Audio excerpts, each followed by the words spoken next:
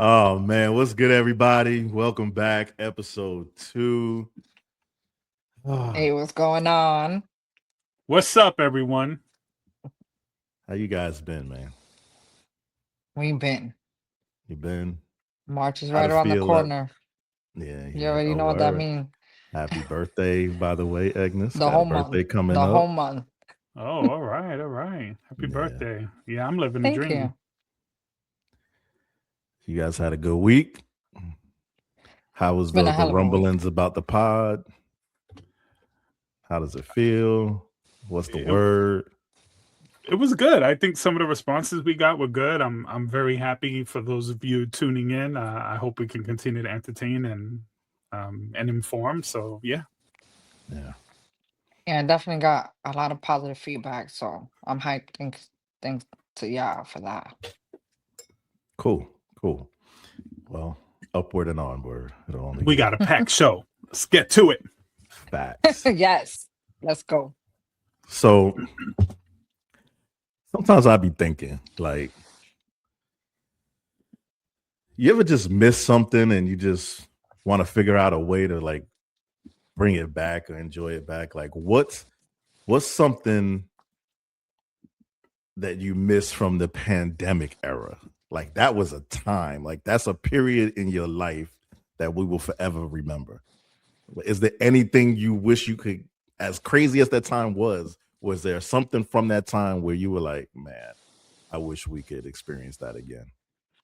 Sex. Wow. No, I'm kidding. I'm kidding. No. To me, honestly, it's crazy and wild as it because it was the pandemic and we weren't supposed to be out like that. But traffic, Or that was the dream. facts. We were considered essential. So like that first month where everybody was locked down, but I was still on the road. Yeah, it was lovely. That's It, a it fact. seemed like a ghost town. Like I remember one time I was driving, I was like, damn, there's The first nobody couple of outside. It days was crazy. the first couple of days it was kind of eerie. It was like Yeah, like you like in a deserted town. Like, but after facts. that, you were like you're running Cruising. red lights and shit. 'Cause ain't nobody out here. I don't know about running red lights, but I was definitely blasting my music, chilling. Oh my God, it was great. It Facts. was I don't great miss not to be. nothing. Nothing at all. I was depressed. That was like one of the worst times of Really? my life. Oh yeah, I was going Yeah. through You it, didn't? man. I was going through some shit. So I don't really miss anything about it. There was a As lot of far as challenging shit. like you know, there was a sense for me of I can't say even comfort being home because I was working remote before that, and I've been working remote, since then.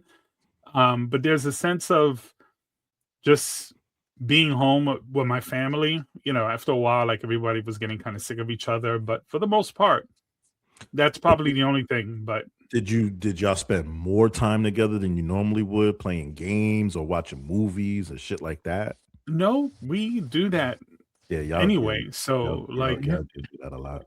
yeah. But in fact, if anything, it was less time. My daughter had moved out, right around that time. And yeah, it was just, it wasn't a good time for me. Oh, that's sad. I would say for me, it definitely brought us closer together. We became creative and we figured out shit to do here. We closed up like whole living room and made it like a theater, so we looked like we was at the movies. Like we did real dope ass shit here. Like I wasn't so affected by the pandemic per se. I still had to go to work every day. It was me and like two other people that worked in this entire building. Um, at least on the floor that I was on. But it didn't stress me out so much. I It adapted definitely pretty was a easily. time that sparked a lot of creativity. And that was one of the things I appreciated the most. It was the birth of verses. And that was something I was looking forward to, like on a regular basis. Like, who's battling who next? And the verses was it for me. It, Or the what was Last it? Dance, The Last Dance. the Bulls documentary. Okay. That was like a big deal because of the pandemic, bro. Like, where you been? No, I remember. I didn't remember that was I watched it, but I didn't.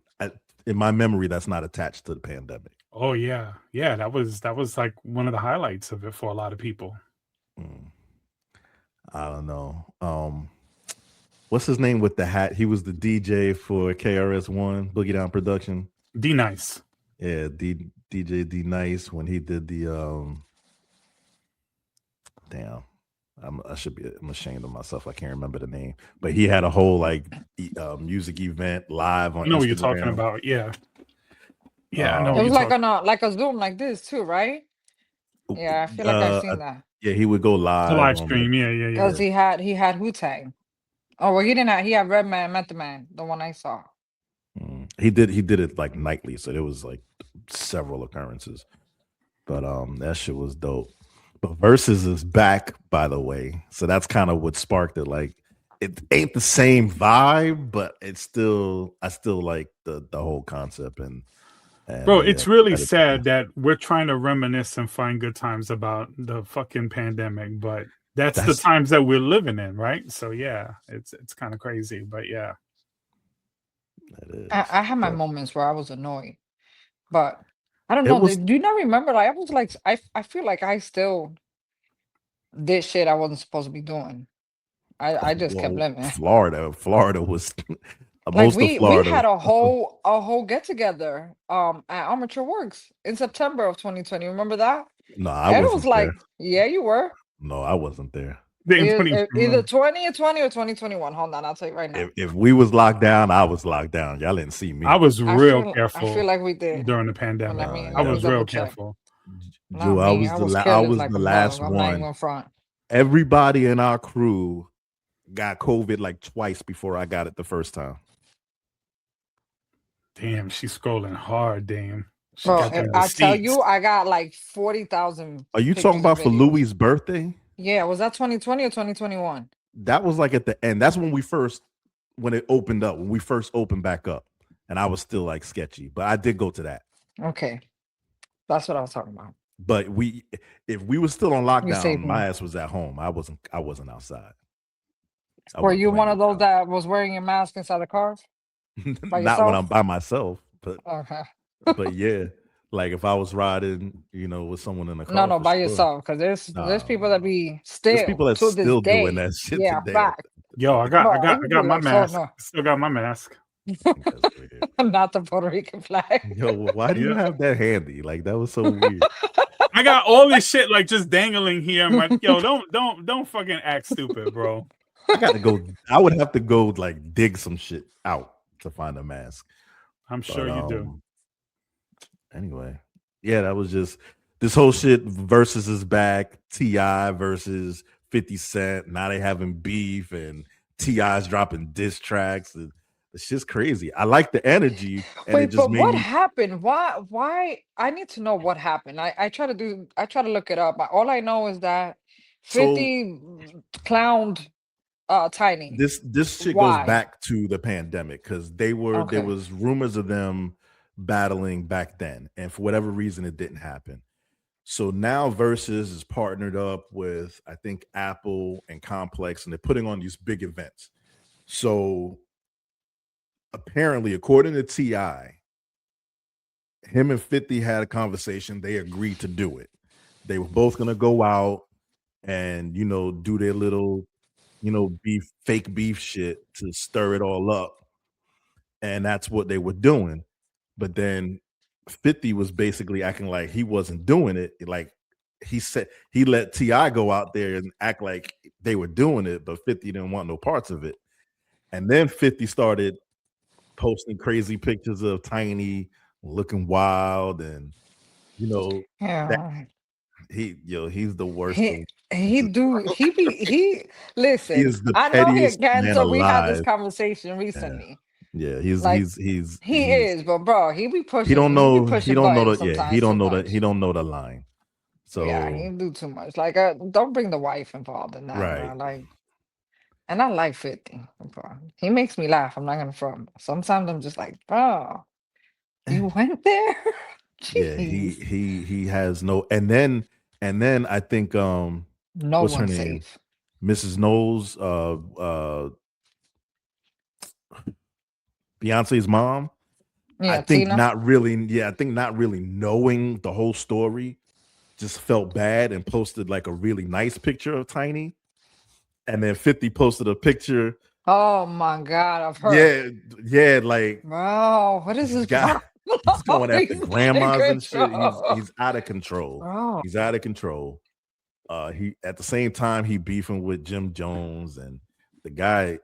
You would think he was too busy for this shit, but anyway, Ti dropped it. Dropped the diss record hard as shit. He dropped another one today, so I love it. Yeah, I'm gonna have to look it up. I gotta that's hear. just crazy. It's crazy.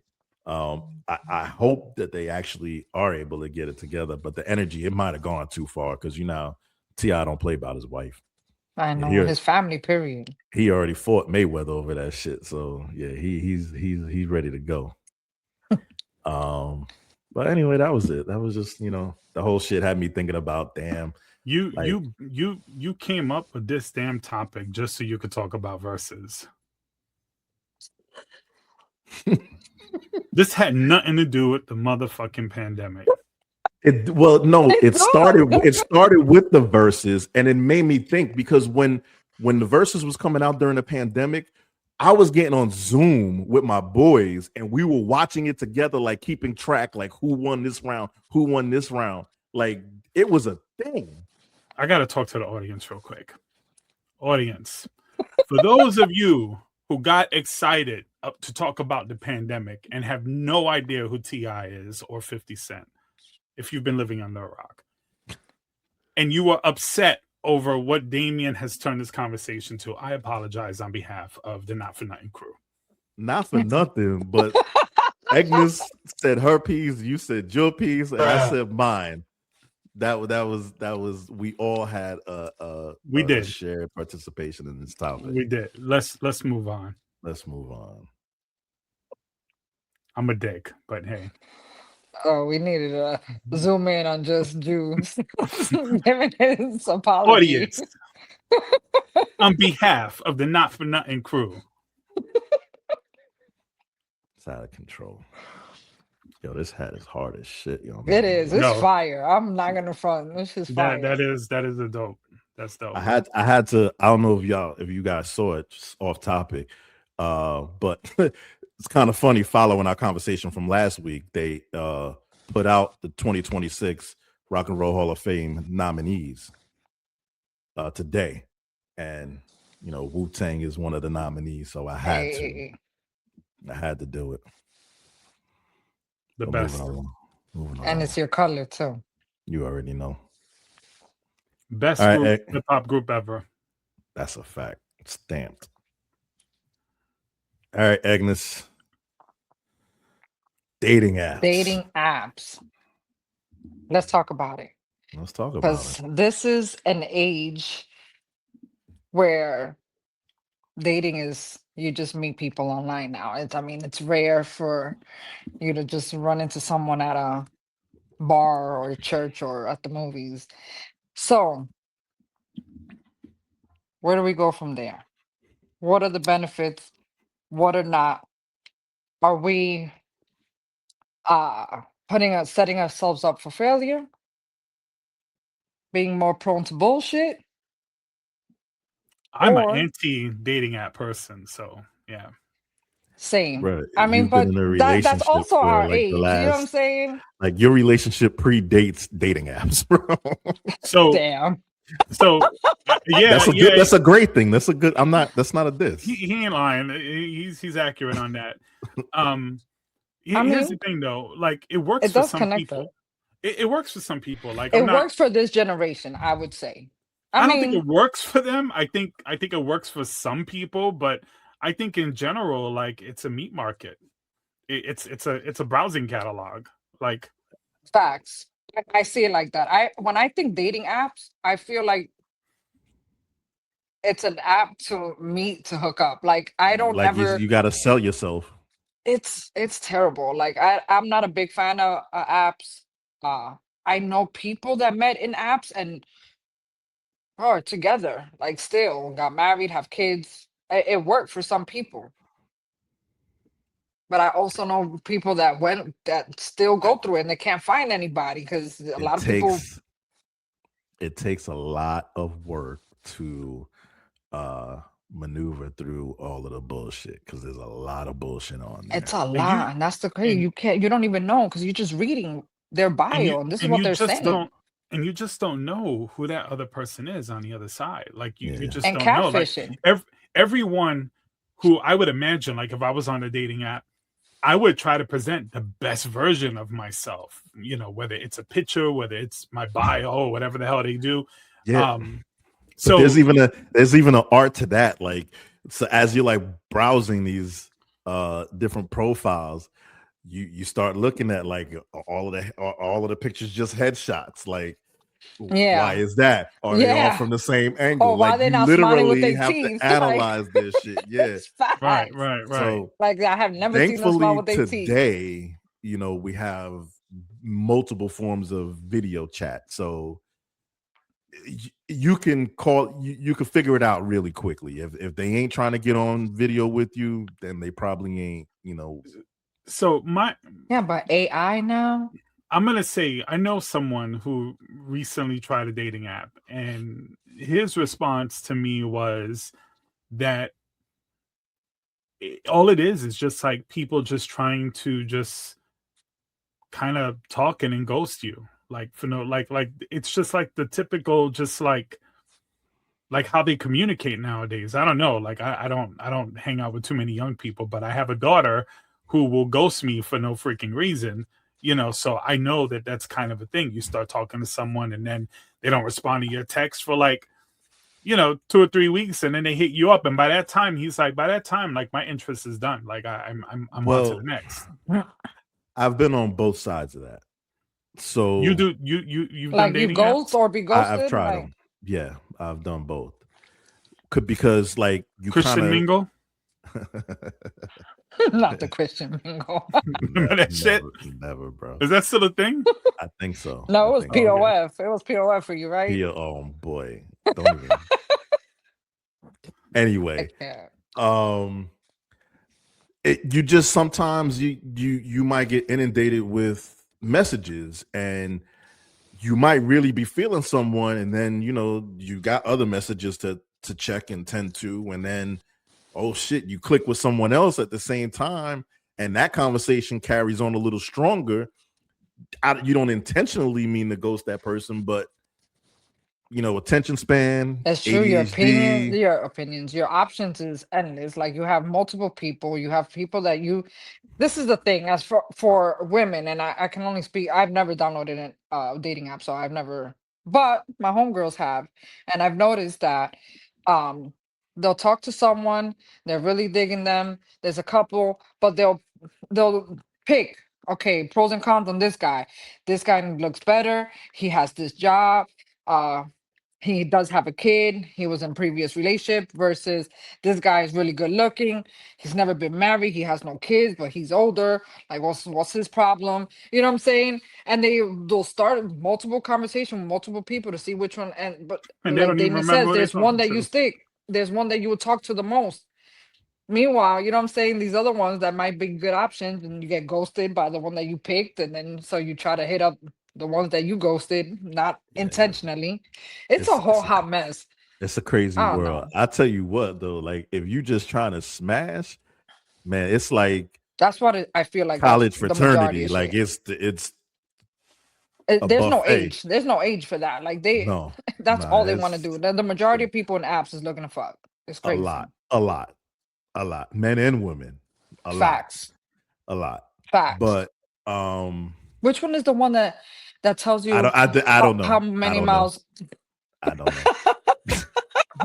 That shit sounded like you do know. No, I have no idea. Don't forget Damn, I never heard anybody say I don't know with such a I don't know. Conviction. That's funny. He's sticking to it. He's like, I don't know. I don't know. That's funny as hell. So, with that being said, with your opinion, do you feel like we're more connected or more prone to the BS? You know, it's both. It's both because, you know, it used to be an art to, you know, going out places where you could meet somebody and approaching them, buying a drink. Like, you can't, the way people carry themselves, I'm not going to just put it on women because a lot of it is for reason, but you can't just approach people today and have a genuine interaction. Like, it got to be something in it for them. So it kind of forces you to go to the absentee where you don't have to invest so much of yourself. You could just be like, cool, fuck it, whack. I feel like dating apps is almost like shopping online because you find an outfit, you really like it, you order it, and then it doesn't fit right. You have to send it back versus going to the mall, liking an outfit, trying it on, see that it fits. You know what I'm saying? And it's, I don't know.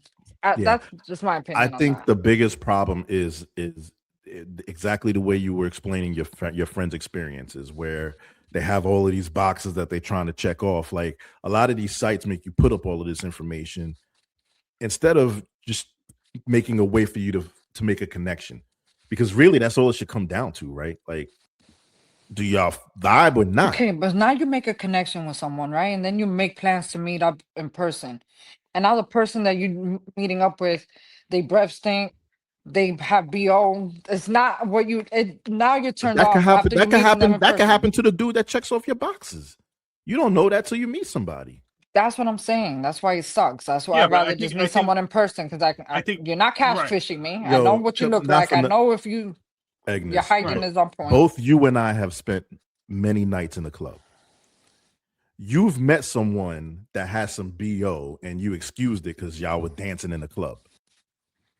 You don't know that that's a normal thing until the next time you go out with that person or something. Like, that's just something that's part of the game. No. Yeah, I don't. If you're going to the club, you better listen. If you're going to the club, I can't stand a one night at the club, you shouldn't be stinking. Óyeme, espérate, déjame hablar. Oh no, we dance. Yes. If you're going out, I expect you to shower before you go, brush your teeth, make sure that you smell. Hold on a minute. Let me just say this, because it aggravates my life that people really be going to the club. I know women that will wipe themselves down with wipes, with baby wipes, and not even brush their teeth and just put on an outfit, makeup, and looking like $1 million fucking dollars, and they go out and they smell like ass. No, absolutely not. You going out. If you out and you stink, then I don't want to fuck with you, because that means you stink. I wasn't talking about those people, but I'm talking about, we go out and we dance, and when you dance, you sweat. Okay, so, I've seen you sweat, and you don't ever stink when you sweat. And I sweat a lot too. And yes, you be soaked and you never stink. All right. Well, I'm okay with the sweat. I have a problem when you smell like shit. I'm just saying. Yeah. I don't know. I have. So I guess my question is, how many smelly bitches did you hook up with at the club? I have danced with a woman that I caught a whiff from her armpits, and it's happened. It's happened. And I just chalked it up to, it's hot in here. You still took them home? Not that night, but you get the number and listen. Nah, man. Yeah, it's happened. Nah. You smell once. You smell one time. If I'm getting to know you, I give you the benefit of that. If you're sweating and you got a little armpit going on, you excuse it. You excuse it, and then. But then the next time, if we go out and you smell like something, then it ends there. I don't know about that. I can only let it slide if you a buddy of mine, we cool, and you just one day have an off day. Okay, I can. But if I'm meeting you for the first time and you smell, that's what I'm saying. Like first impressions, like. I'm talking about, we're out in an environment where people are. It's every club. I've never been to a club. You out at a club and sweat and still don't stink. That's my point. All right. Well, I swear, you see me. Bro, if I ever stink, you better tell me. I swear to God. You know, if you walk in the club and you got an odor, then I'm definitely turned off. I guess for me, I mean, I'm not much of a dancer, so I don't work up a sweat like that whenever I go to a club. Like I know some people go out there and the whole night they're just doing their thing. But if that's what you're doing, the likelihood is you're not there to hook up with anybody. You're just there to have a prepare good yourself. time. You know you're gonna have a good time. You know you're gonna sweat. Make sure that you have enough deodorant. Make sure that you put on enough powder. You got, you know what I'm saying? Make sure that even when you sweat, you're not gonna smell like shit. If you know you're going out and you're gonna dance. I'm just saying. Make sure you brush your teeth and you brush your tongue and you have gum in your pocket or you have chapstick. Like I can't with I was just speaking bad for the ones smells. that have been dancing all night long, and Nope. maybe they didn't put the deodorant on thick enough, or maybe they got cheap deodorant. I don't know, but I'm just saying a little. You And know, they I won't give you the smell benefit it of the because doubt. when you armpit stench or you know that you have a little bit BO, you don't smell on yourself. You know when you stink. So if But you know that you it's stink, why harder you for still you to trying to smell holler at me? yourself than for other people to smell you. Absolutely not. You Yes, smell it is. yourself first. No, that's not true. Man, listen, unless you're sitting in your stench Especially, you and you know, became immune to I'm it. turning you now. I got your hand in the air. You know what I mean? You turn in and your armpits exposed. It happens. It happens. That's all I'm saying. No. I'm not. You I'm not. nicer than me when it comes to that. Absolutely. I'm turned the fuck off I mean, immediately. I'm. If it's bad, then no. But I'm It's saying if bad it's if it just smells. So you saying there's a little bit of grajo? If they got a little bit of grajo, you okay with that? No. yeah. If Nah. they look like they've been dancing all night, you know what I'm saying? Their hair is stuck to their face, shit like that. They've been working. If they still like dry and cute and stink, then no. Dame, you like it musky, right? He like a little musk. You like a little musk. Yeah, I really don't. I really don't. That's what But you let that's it the vibe. slide. You're like, yo, I like taco meat. Like, yeah, like it's good. I like Chipotle. Like, yeah. Nah, I really don't. I really don't. You defending it hard though. It's giving. I'll let I it think ride. y'all are taking it further than what I'm intending it. Okay. Moving on. Moving on. Jesus Christ. Don't think about me is all I'm saying. You were representing Make sure you on stinky point. girls. Nah, no, go babe, as they say. All right. Can men and women have platonic friendships? Not if they stink. No, yeah.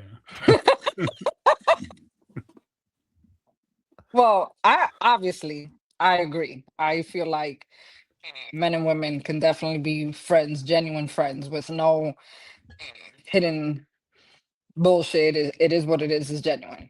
But there's some people that are gun hold and they say no. They will argue with you and say absolutely not.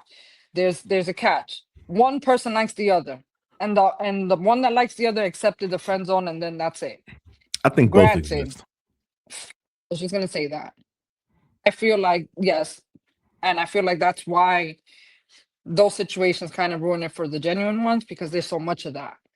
I know I've been in situations where I'm cool with someone and I'm thinking that we're just cool, and then later on, I find out that they may have had a crush or something, and I you know what I'm saying, or vice versa. I know people. Go ahead. I think there's a lot of variables.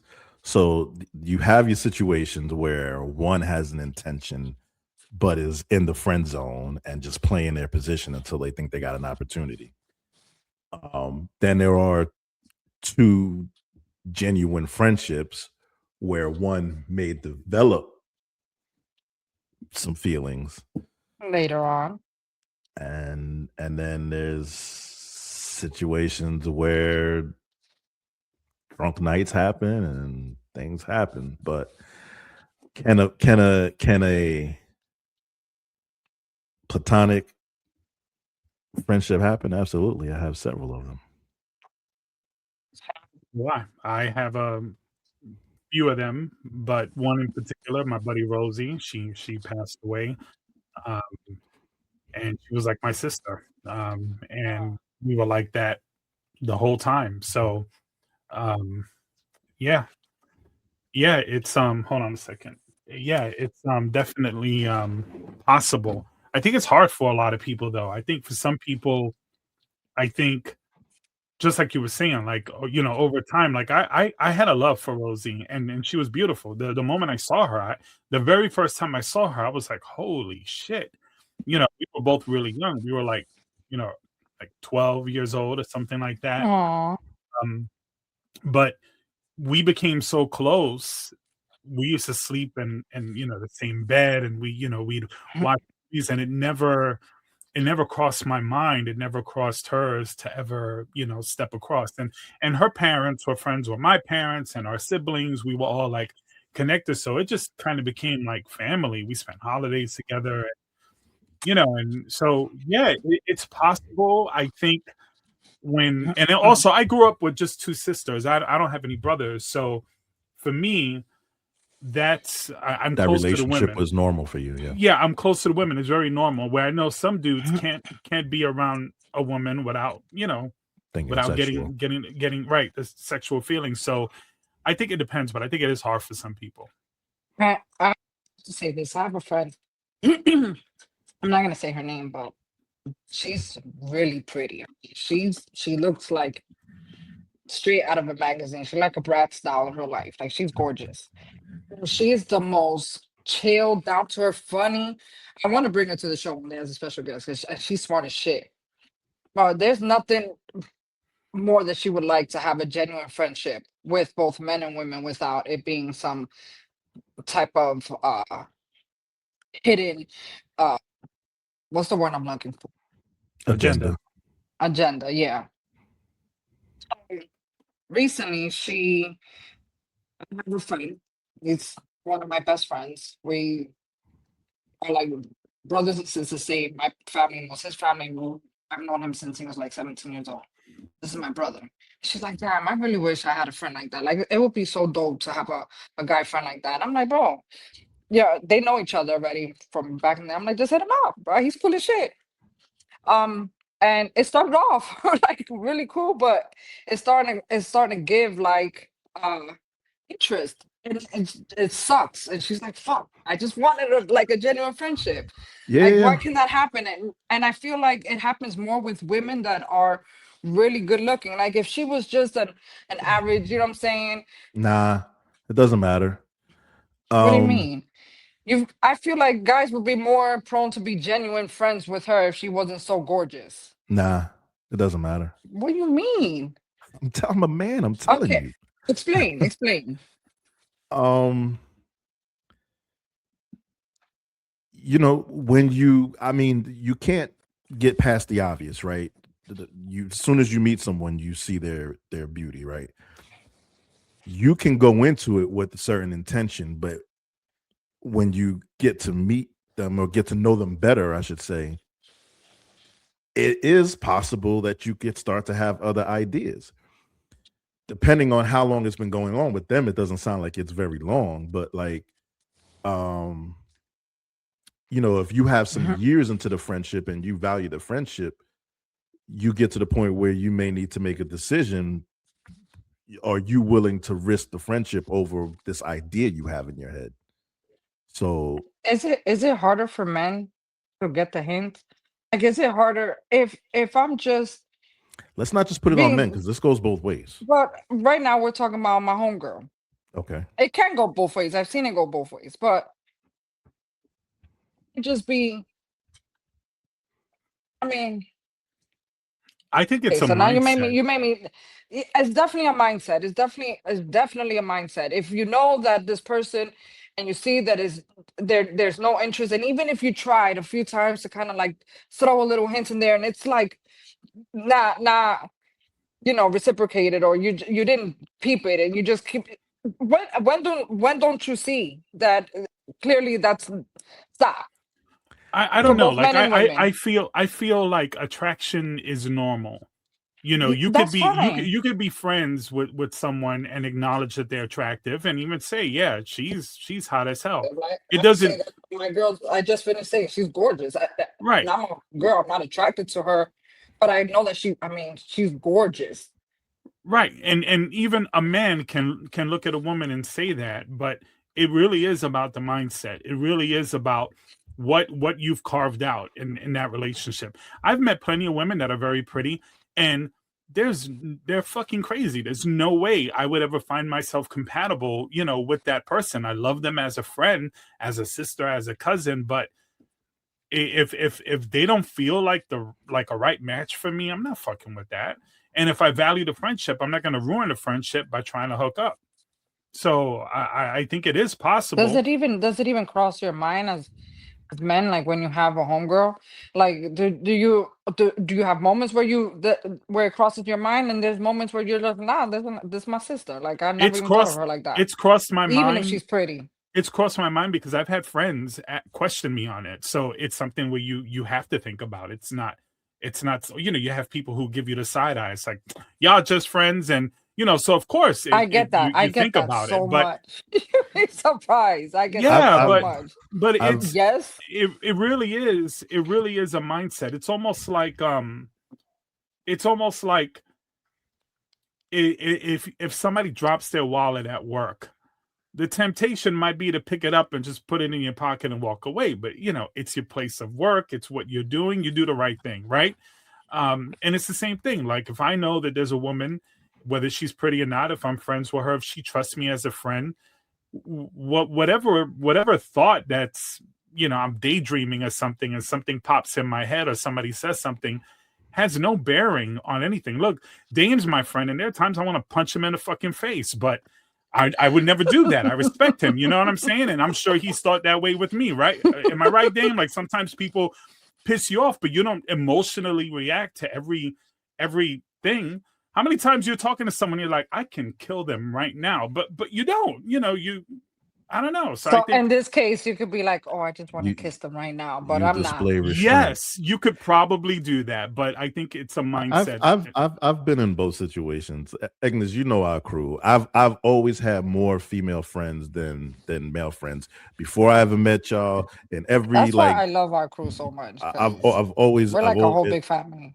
Yeah, that's always been the case, and I've definitely had experiences where I've never even considered it with some, and then there's been some where you just have that moment, like a split moment, and then you're like, nah, this means too much, and then it goes away. Yep. But wow. Yeah. You just have to have, some restraint or that much of a value for the friendship. I say value is important. For sure. Wow.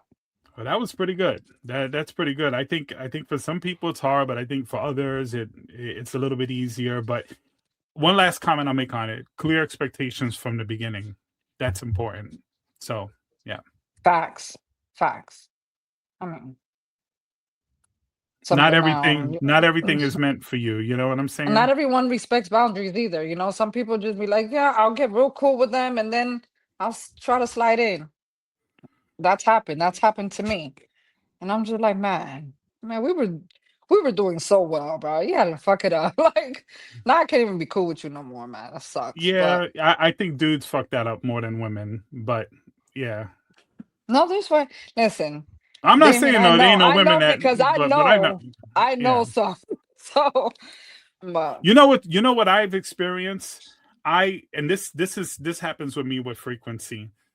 Somewhere along my friendship with women, they are waiting for me to make a move or to say something, and I don't, because I'm not interested. Because they want to, or because they're testing you? They expect it. They expect it. Really? Because they don't have a trust in men a certain way. So even like, I'm the type of person, I'll tell my friend, I love you, whatever. Same.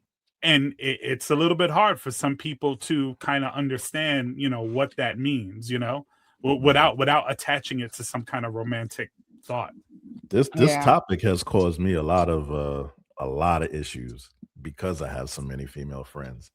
Same. Like I have a lot of guy friends.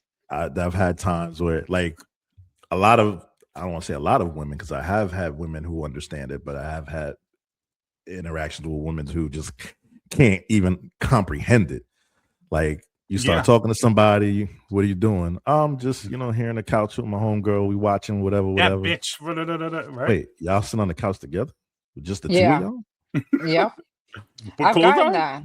I've gotten that. Like, I have guy friends right now. Like, if they're single and they just so happen to meet someone, they have to like let them know up front. Like, I have a homegirl or I have homegirls. Listen, They need to present it because it, some women are not cool with it. it got Some to will the pretend to point. be cool with it. You're 100% right, because it got to the point where this was happening to me so much that it was like at the point of introducing they're like, "Hi, I'm Damien. By the way, I got like 10 homegirls that we just chill with."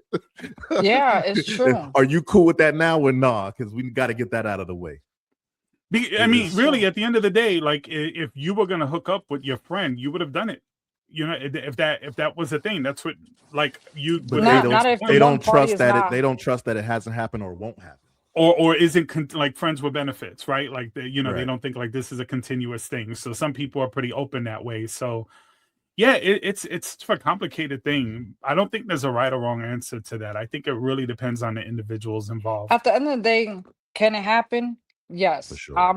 I'm solid proof of that. So is Damien. So are you. Like we all experience genuine friendship with the opposite sex, and it's never been nothing but a friendship. At least for me. I mean, I have my share where, We were just confessions talking come about up and shit, but we've been friends since when, Ignis? 2011, November 11? of 2011. 11/11. Wow. I Make a just wish. realized that. That's my favorite number, by the way. 11/11. Yes. And I met you November of 2011. I don't remember the day, but I know it was that year. Wow. I don't remember the fucking day. I remember because we were doing anniversaries, which had to stop because people were like, so what's up with you and Damien? Bro, my brother, the fuck? I have friend anniversaries with my friends, with my homegirls. Why can't I have them with my guy friends? Like, yeah. Whatever. We digress. Anyway. And look at us. All Look right. at us now. 14, 15 years strong. Yeah. Wait, how long y'all known each other? Same time, but I think we established that. Oh yeah, we did talk about this. A month before. A month prior. Yeah. Look at that.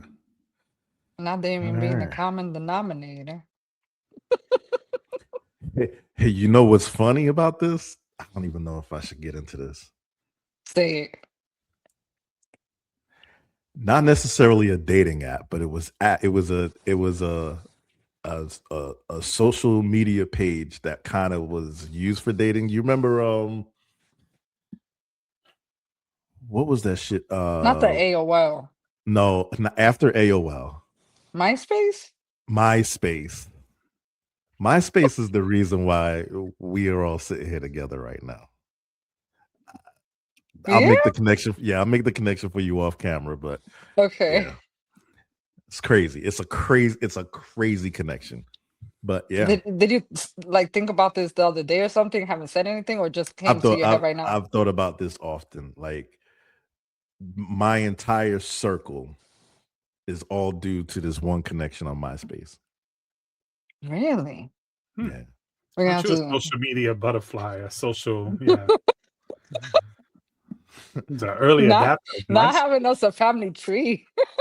yeah. I can connect the dots all the way back. That's crazy. We're gonna have to put that together eventually. Did you have glitter graphics on your MySpace page?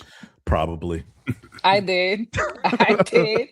Oh my Yo, God. I'm not gonna front. MySpace was way better than the shit that we got now. Like I remember you had like your pin. You could pin your friends, or you could play your music. Top 10. You could make if you knew just like a touch of coding. Yes. HTML. Yeah. My page was fire. Don't play with me. I took pride in my page in my top 10. Shit. Damn, we just said I aged. Yo, MySpace was fire. MySpace was the shit. I'm sad that shit's gone. Because imagine who was the dude that was friends with all of us? Tom. Tom. Imagine MySpace with today's technology. That shit would be crazy. Bring it back. Bring it back. There you go. That's another one of those things that need to come back. MySpace for sure. Yeah. All right, we're gonna get into the serious stuff here. State of the Union. What a freaking disgrace Donald Trump is, as we already didn't know, right? It's funny you say that. I saw Stephen A. Smith talk about it being a shit show, and then he, went after Democrats like he always does. I get When you say his name, like I get that feeling in my fucking stomach. Yeah, I don't even want to address him because I know at some point in this podcast we're gonna have a conversation about his dumb shit. But let me just move on with some of the stuff here. So of course Trump starts attacking Democrats, and he's going back and forth with Rashida Tlaib and Ilhan Omar, and the whole thing was a complete shit show. But what I wanted to address is a lot of the lies that he made. Now, that's not anything new. Like, this is stuff that we're used to Donald Trump doing, but I think he's conditioned media and conditioned people to just sort of accept it. Mm-hmm. Right. It just, we kind of accept it now. Like, it's not, it's just nonsense. So I'm going to throw out doing so much winning. We're getting sick of winning. I'm going to throw out a couple of claims he made and just a quick little few fact checks. So he put that he inherited a nation with a stagnant economy or failing economy. The economy was not stagnant. GDP grew 2.8% in 2024. And same thing with, something they always talking about inflation and how prices were up. They were going down under Biden as well. Same thing with crime. It was steadily going down. But of course, he's going to take credit, for any progress that was made. Right. Another claim, incomes are rising fast, and the economy is roaring back like never before. That's Where? Also, yeah, that's also completely not true. Actually, the economy is doing worse than what it was back in 2024. That's a fact. And that's on multiple aspects. If you talk about the jobs market, we've lost 1.1 million jobs that we know of, and those are all due to layoffs. And he's saying that we have more jobs now than ever before. The only reason why he could even realistically make a claim like that, it's because the population has grown. So if you're comparing what the job market looked like 20 years ago and say we have more jobs now, well, yeah, because the population has grown, but the percentage of people that are unemployed and underemployed is much greater now. Those are facts. Can I just add two little tidbits right there? Because on top of what you're saying, black unemployment is up, obviously, because of his whole anti-DEI movement. And this whole tariff game that was supposed to bring production back on shores and all of that cost that industry 69,000 jobs. So instead of creating more, he cost more. He lost more. Well, I was going to bring up the fact that he was talking, one of the claims that you hear Republicans talk about a lot is that there's no tax on tips and all of that stuff, right? And the whole overtime stuff, when it's insane because, first of all, it doesn't apply to everybody. It's certain specific situations, but he didn't lower taxes. He raised it because the tariffs are a tax. Right. They're a tax on the American people. We're forking the bill. So pretty much everything he's talked about, lowering drug prescriptions, the prices. No, he said that he took drug prescription. This is the last one. He took drug prescription prices, and he had them. They were the highest in the world, and he turned it into the lowest. And it's mathematically impossible. His claim that he dropped it between 300% and 600%. Would essentially it's crazy would mean that he says this out loud, and people are like, "Yeah, they'd be paying us to take their right." Their They would be paying us to take their drugs if you were able to lower that. He doesn't even have enough sense to know that it can't be more than 100%. Like right. It just.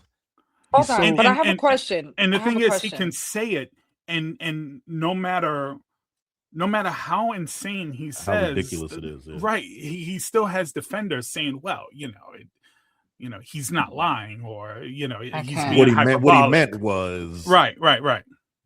But what were you going to ask? My question is, because you mentioned Stephen A. Smith, and I know him to be a sports guy. Like, what did I miss? Well, he's been doing a lot of political commentary, and he has aspirations of running for president. He's been, and he's been cozying up to the right.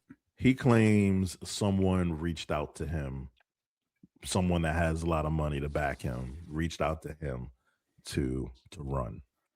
And he's a Trump supporter now?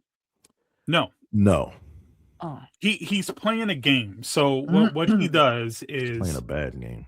Yeah, essentially he says he's an independent and that he's a centrist and that he's more left-leaning on social issues, which he's not either.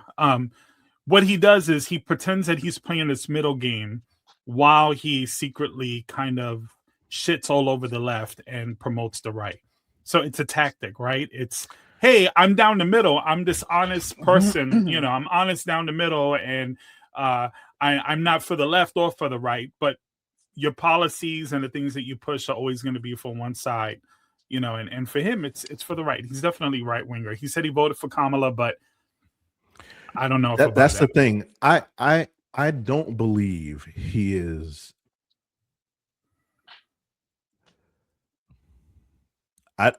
I think he's playing a game, and I just think he's not calculating it correctly. He's trying to show people that he's fair and balanced, that he can critique Democrats as well as he critiques Republicans. But the way he's going about it is not going to work out in his favor, and I don't think he understands that. I'm going to disagree with you on that. I don't think he's mistakenly doing this. I think this No. I think it's intentional. It's intentional. I think it's a mistake. Okay. Well, it's the same model that Fox News went by, fair and balanced. You make that claim, and then you're nothing but fair and balanced. And I think people see right through that now. And by the way, to become president, you're going to need a certain amount of black support, and there's just no way he's getting that. You're going to need black women, and he's not. Definitely, he's not. He's not pro black women or whatever. But anyway, this topic wasn't about Stephen A. Smith. This was about Trump. I needed to tie the two together and his lies. Sure. Yes, absolutely. But we'll definitely get more to Stephen A. in the coming weeks, I'm sure, because he's not going to go away. But I'll say this. No mention of the Epstein files and the victims while they were there. So he wants to talk about the fucking U.S. hockey team, that won, but he won't acknowledge the women that are there. And a recent reports come out that they were hiding files in the Epstein files, specific files that from an accuser that had a credible accuser that had accused him of raping her when she was a minor. And that was illegally hidden. So that's now coming out. Story is ongoing, so I don't want to comment too much more on it, but none of that was mentioned. So yeah, that's my take on it. It was a complete shit show, and we should be ashamed that, this guy is representing us in any way. Tied into that last tidbit, today, Kash Patel, the director of the FBI, fired 10 people, some of which were actual FBI agents, because they all had cases that caused them to investigate and get phone records of Donald Trump, not Donald Trump, of Kash Patel, other people attached to Trump in the White House. And because they were following through their investigation, doing their job, but because they got too close to home, he fired all 10 of them. Yeah. And so what's going to happen is they're probably all 10 going to sue, right, for wrongful termination. And the public is going to have to pay for all of these court hearings, all of these lawyer fees, and whatever fucking settlements they end up getting. Just like the whole tariff thing. I wanted to bring it up while you were talking about the tariffs, Julian. Yeah. The courts found that his tariffs were illegal. And the billions of dollars in tariffs that were gained, they have to pay back. So what happens is customers, us, the people, paid higher prices for items because the prices were increased due to the tariffs, because the stores had to pay more money to get these products. Now the stores are going to get their money back, but we don't get our money back. Yeah. Funny how that works, right? I think they should take them. I think everybody should lose. They should take those billions of dollars and solve fucking the homelessness and hunger. That's what I think they should do with the fucking money. Well, the whole intention from the beginning was to, put I money guess in these corporations' pockets. Yeah, well, not only that, but to fund ICE, and to fund a lot of the stuff, a lot of his initiatives. So, but I think it was mainly to fund ICE and to give tax breaks to the wealthy. So that's what they do. That's what they always do. But this is way more egregious. And before in the past, Republicans would be able to kind of lie, put a straight face on it, and have some sort of integrity and some sort of balanced approach. It's completely nuts now. Yeah, it's crazy. You just look around the world. There's like 12 different countries already that have arrested someone in conjunction to the Epstein files, and here we are. Here's a crazy thing, right? You have two people, Epstein and Maxwell, who were arrested for trafficking girls. Who were they trafficking to? Themselves? They were trafficking these people to themselves? Like, clearly they were trafficked. Like, they had a traffic ring. Who else was participating in this ring? There's a description in the Epstein file. This is really graphic. So anybody watching this, if you're sensitive to this, I'm going to throw it out there. I don't know if I want to hear it. Well, I'm going to say it. There's a photo of 5 men holding up a bloody 12-year-old girl while one of them has his fingers in her private. So, yeah, it's pretty horrible that those 5 men, among many, are running around free. So, yeah. I was saying, Damien, that it's a shame that some of these. No. You can listen. No. You can listen. I'm gonna repeat it. It's a shame that some of these people are. No. I wouldn't joke about something like this. It's a shame that some of these people, all of them, are still running around as free people. Yeah. Getting away with doing this kind of stuff to children. Listen, we have a whole black market. We have a whole ass black market that police, FBI, everyone is aware. How is this still an active market? Why hasn't it been shut down? Who are involved in it. Well, that's what I'm saying. And everybody and their mom that's somewhat powerful have money is involved. And you have crooked politicians, crooked police officers, crooked FBI that keeps the shit running. Like, and it seems like there's more of that than there are actual decent fucking people, and we can't shut it down. There's not more. It's just the bad ones are the ones in power right now. That shit is crazy to me. I never understood that. Just like Marjorie Taylor Greene said that Trump admitted to her that a lot of his friends are going to get in trouble if it comes out. Okay, so being that we were just talking about all this State of the Union and Trump stuff, I have a topic that somewhat relates to it, but kind of indirectly, not really. Because it's not really political. It's just a concept and an idea that I have. I don't think that we protect the workforce the way we need to. And I think a lot of that is because we've allowed corporations and billionaires to kind of run everything. Capitalism, right? So I think layoffs should be highly regulated, maybe even illegal in certain circumstances. So I was just laid off. I was a victim of a layoff. My wife works for, I'm not going to say where she works, but she works for a very huge, prominent financial institution, I'll say. And there was a lot of threats of layoffs with her company. It's devastating, not just for the people who are laid off and their families, but also for the people who remain within the companies, because a lot of times, whatever they're cutting, that workload doubles on the people who remain. And sometimes these cuts happen without any thought whatsoever. And then they end up rehiring, people anyway, because they realize that they cut too many. This is a frequent occurrence that I've seen throughout my life. I believe they should be accountable to an extent. They should be held accountable. I think if you're a major company that you're in the billions. I'm not talking about small businesses. I'm talking about major companies. I think if you're going to lay off people, I think that they should have a 6-month notice or 6-month severance pay. I think that should I was going be to say a automatic. severance package for sure. Yeah, I think if they want to keep you, during that 6 months, I think it should be their choice. I don't think it should be the employee's choice. If you want to get paid for the 6 months, you got to work.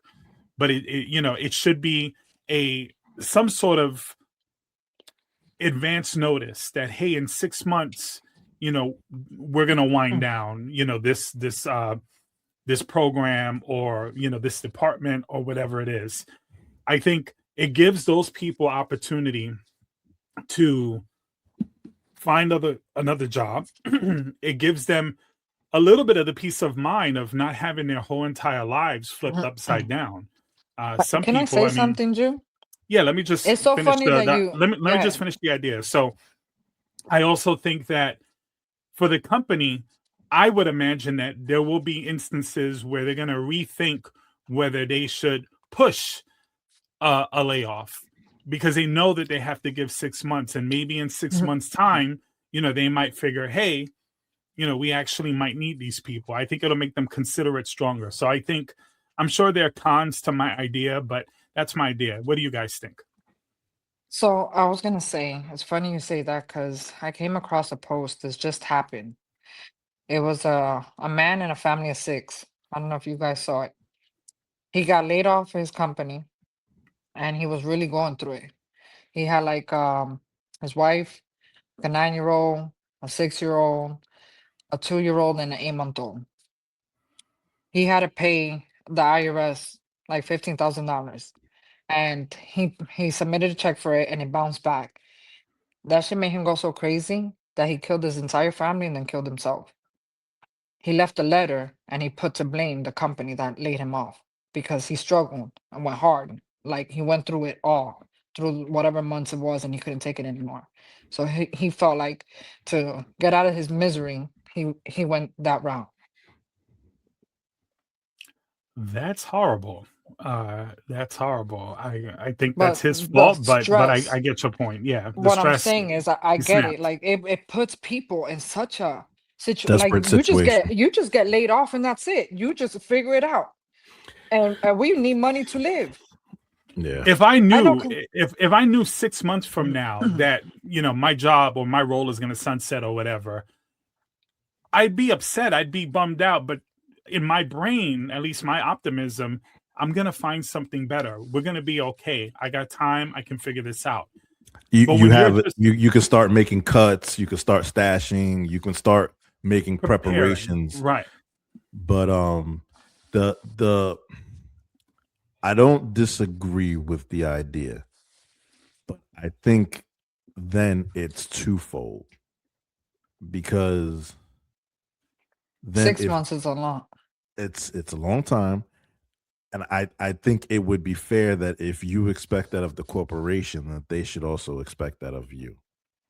So now when you leave. I mean, we have to give a 2-week notice, but when they fire us and they don't give us, you leave that day. I agree. I know. And what's the reason? What's the reason why you need to put in a 2 weeks notice? What's the reason why what you hear the most? Why you need to give? They have an opportunity to hire and fill your position. And you see how that's bullshit? Because when they want to let you go, they let you go, and then they're not thinking about hiring. But when they want to let you go, they've already hired your position usually. It's not a 1-for-1. When a company loses an employee, because they got another job or whatever, the company doesn't go down. But if a company fires someone, that could very well be the reason why they lose their homes, lose their health insurance. How about if they're sick? People have died losing their health insurance. It is not a 1-for-1. If we're talking about a major business, we don't say, hey, well, if I have to give you 6 months, you have to give me 6 months. Fuck that. Did you have to make that face though? It wasn't. I felt it, I mean, I definitely feel like they should leave you with a payoff. You know what I'm saying? Like a little payout. I don't know if 6 months is something that they would think be compromising, but at least 3 months worth of. Yeah, there's got to be. It's probably somewhere in the middle, because a lot of times, it may only be, they may only be laying off to get through a fiscal quarter, and then, which like is you say, bullshit. Well, whatever it is, it's bullshit. See, I think you guys are so brainwashed. Society is so brainwashed to think that we're owed. Kill that brainwash shit. I'm not justifying it. I'm just saying these are sometimes some of the reasons, and then why, like you say, they come back and end up rehiring like half of the people. The reason why he's saying it's a bullshit reason. Hold on, dude. The reason why Drew's saying it's a bullshit reason is because it doesn't affect them. No, listen. Okay, yes, it doesn't affect corporate. It affects if they feel like it's going to affect their income, they rather cut it off. Yes, but they're good. Here's the problem with society today, and I've done this too, Damien. So I'm not trying to jump on you, but I know a lot of people might hear this and think that my idea might be extreme. But we are so conditioned to shoot ourselves in the foot and say, you know what, something that's going to benefit us, it's a bridge too far. Right? Whether it's universal health care, whether it's a universal basic income, whether it's whatever it is. And I think if certain companies have policies where they don't do layoffs, there are companies out there that have those policies in place that they haven't done a layoff ever, or in like 30 years or whatever it is. So the idea that you have to give someone 6 months is absurd. Where my daughter works, the owners are staunch Republicans. They're whack job Republicans. Guess what? They pay for her health insurance 100%. But if the government is forcing that on them, hell no. That's their mentality. But a lot of their policies for the company are very liberal, are very progressive. But I do think that we have a tendency to just sell ourselves short. No, we don't. 6 months, that's too far. That's too much. Says who? What do you think? That $1 billion company that just it'll be too much for them. Is what it just made $200 billion last year. And this quarter they didn't increase their revenue by 20%. That they need to cut off people. You what? Are there any stipulations? Do you have to have been employed for a certain period of time? Is it anybody getting fired, or is it just a layoff? I think it definitely should be you have to be employed for a certain amount of time. Like I don't think you like a tenure? You could. Yeah, no, like I don't think like if you're there 3 months, you get a 6 month whatever, unless there's like if there's a contract or something, then you're aware of it, because sometimes you might sign up for 60 days or 90 days or whatever. But if you're hired as a full-time employee and you've been there at least a year, I think you deserve that. I'm trying to find the article of the family. When I find it, I'll share it. Please don't. That's terrible. Okay. We got that. We got enough of that information. No, that is terrible. I might have been a little off on the ages, but I know they were little. No, I mean that's really tragic. But anyway, it's an idea. I know that I'm not in control of things, and I have no power whatsoever. I'm just a man. But it definitely should be considered. But I do wish that some of our politicians out there would listen. Push stuff like that. This should be part of our labor laws. That we should have rights as workers. We could barely get paternity leave, man. It's so true. It is so true. Some places don't even want to offer you PTO or whatever, but yeah. I think realistically speaking, you have companies like Microsoft or Sony, or Apple, they do these layoffs all the time, and they devastate people.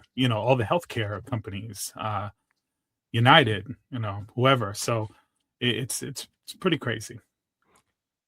Just think how archaic that is. It's like a father can't get paternity leave. Oh, the mother takes care of the baby. Oh, you don't need to be there. Like, that's I don't think it's so much about just taking care of the baby. I mean, we have to recuperate. So like we went through a lot physically that we need to like try Yeah, to get back on track. the women need assistance, but also is a time to bond with your new baby. Agreed. Agreed. That's important. Agree. It is important, but But from that's the how they right, see it. They're like the they talk, didn't give birth, so they don't need it. You know what I'm saying? They don't care about the emotional aspect of it. the talking Oh, point But I from feel you.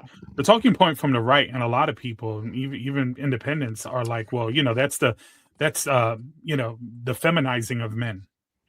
That's the thought process, is that men are, too soft and too weak and cucks and snowflakes and all of the nice words that they use to describe men who they feel aren't alpha men. I think there's nothing greater about a man than taking care of his kids. That part. So yeah, they're so pro life that the second they're born, they no longer give a fuck about you. exactly. Yeah, right? Right? And then the corporations are always the first to tell you, "Oh, we're like family. Get the fuck out of here." There ain't no So family. there are some, but it's not prominent. Maybe within like maybe not. Maybe let's just move on. I've never worked for a company that they were even remotely close to family. I've had companies that I work for that are good companies, but I would never afford a company that phrasing. I wouldn't say that that it feels like that with the company or with management and stuff, but then you bond with your own coworkers, you know what I'm saying? You And bond with after the a while, people. Yeah. and there is people that you become so dope with, you know what I'm saying? You Yes. build such a relationship that they are like family. Yeah, you can say, I "Hey, that's my mean, peep over there. That's my person. That's my guy. That's my girl." But what I won't do is be like, this company, like what makes the company feel that way are the people. It's not the company. that part. It is not the company. Agree. It never is. Agree. Because when they're ready to let you go, you're gone. Out. And that's the Fact. truth. It's like the way they're destroying the education system now, and getting rid of the Department of Education and moving K through 12 to fall under the Department of Labor, reducing the legal working age to like 12. Like they literally are just Wow. turning it into a pipeline for these corporations. That's crazy. That's Yeah, wild. and you know what? With AI taking over as strong as it is, and a lot of these jobs, a lot of these admin jobs, call center jobs, a lot of them are going away. They're going to disappear essentially. Yeah, right now, labor jobs are it's bigger than ever. If you can be an electrician, a plumber, or AC tech, you can make 6-figure minimum these days. Yeah, who knows how long that's going to last? I was watching China the other day. They had these robots, doing whole kung fu. Who knows? One of these days, it's just going to send a robot to your house to fix whatever it Yeah. is. Like, Well, America's That's slow just ass crazy. got at least 100 years before let me we tell get you, there. I follow this company called Boston Dynamics, and they do I've heard of it. these robots. They're Yeah. wild. Like they're not far behind. Like them things are doing some crazy stuff. So I wouldn't say that. I would say that America is behind in a lot of ways, but Majorly in that area. I mean, if you go to Tokyo today, it's like the fucking Jetsons. Yeah, I watched, and we're like the Flintstones. They have like the kiosk with the robots that will give you your drink and stuff. Like That's we're crazy. in China. I think I saw that, and so yeah, we are pretty behind in a lot of ways. But I just think where there's a buck to be made, companies are definitely gonna find a way to do it. In America and elsewhere. But anyway, that was mine. Moving on, next topic. But great stuff, guys. Speaking of education and pipelines, Dr. Umar just announced that the Frederick Douglass and Marcus Garvey International Leadership Academy has finally completed renovation. And he's applying to the government to be certified as a K through 12 education center for young Black boys. That's dope. No, it is not. Why not? Wait, what am I getting that it's wrong? Explain. The approach isn't wrong. Well, let me rephrase that. The idea isn't wrong. It's what he's doing. So what is Dane, he doing? Yeah, what is he doing? Do you want me to go through all of this, or did you have any more to add? This was your topic. Do you want me to, or do you want to, or? I'm curious to hear what you got to say. Before I say it, what's your stance? Are you more with Agnes, or you more with me? I think it's great. I think a lot of people are questioning whether or not it's real or what he's doing with the money, if it's a fraudulent front or what. But I do think the school is going to actually open. Okay, so I've watched his streams. I've paid attention to him over the years. I think we've even shared videos and stuff with some of his comments. I don't care. You wanna have an opinion, that's fine. But I'm gonna break down some stuff here. For nearly 10 years plus, Dr. Umar, if you even want to call him a doctor, has been collecting donations to renovate. I'm not getting into that. There have been questions about that, but whatever. He is. He is. I'll just leave it there. Anyway, for nearly 10 years, he's been collecting donations, more than 10 years, to renovate, and open up this Pan-African school, and I'm for that. That sounds great. So let's go back to August 3rd. There's more to that though.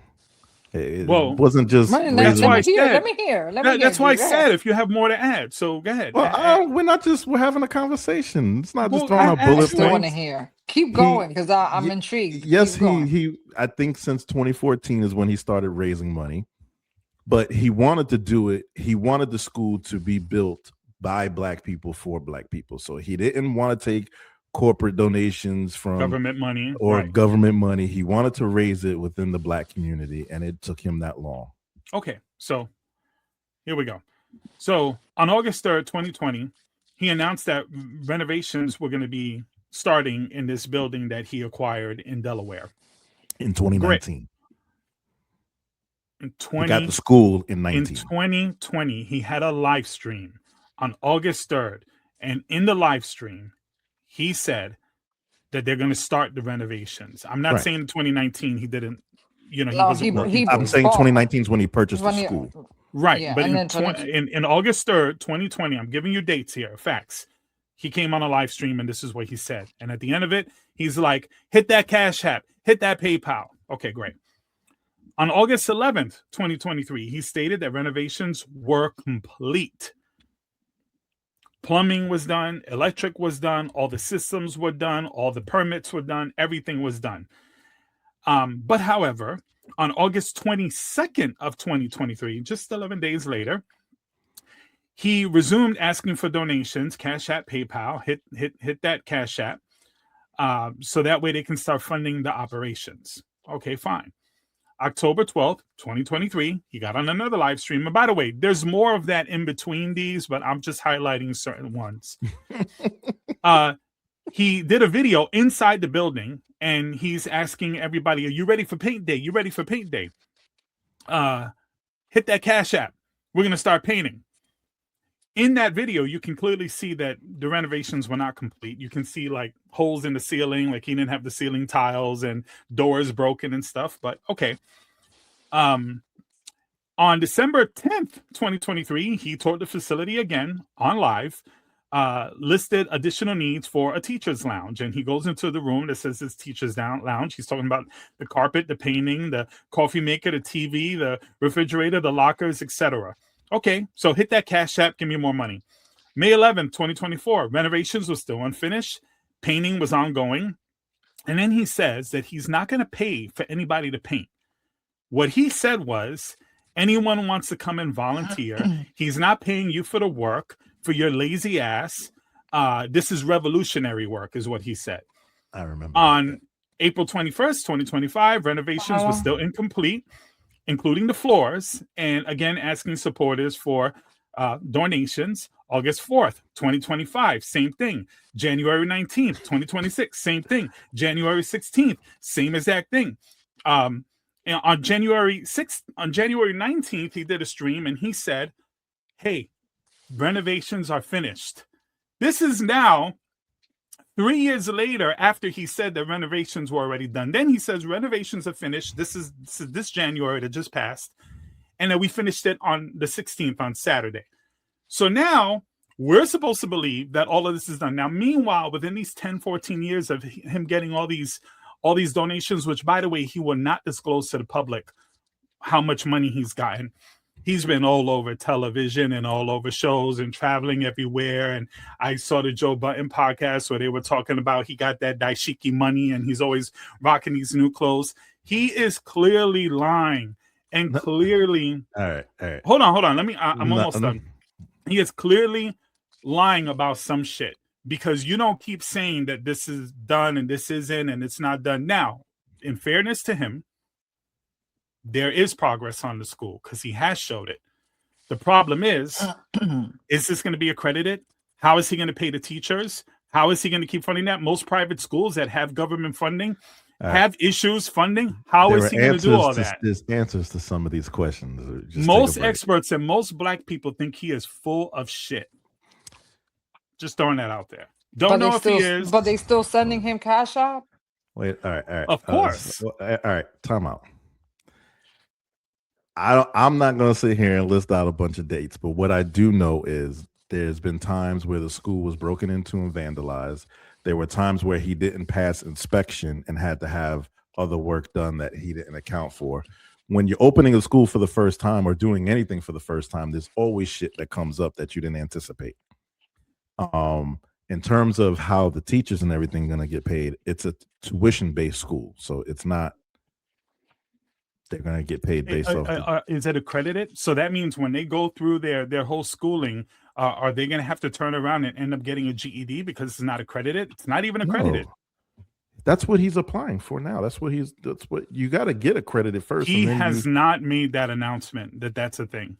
He just I didn't say he did.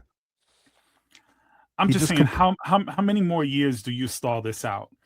When he started painting it, then he needed a repaint. To open a school, you have to follow like these charter schools. That's basically is what it will be. You have to follow a certain criteria of education. You have some leniency into what you could teach, but you have to, at the bare minimum, provide this level of education in the core topics. I've heard him say to people online, if you're not donating, you're a coon. Yeah, that's his thing. Wow. Okay. Just saying. Listen, I'm Puerto Rican. The average? But if I was just hold on. I forgot there was one other thing that I wanted to add because you mentioned he was traveling around and doing appearances in all of these different shows. Those are paid appearances. He gets paid to speak. He gets paid to appear. Yeah.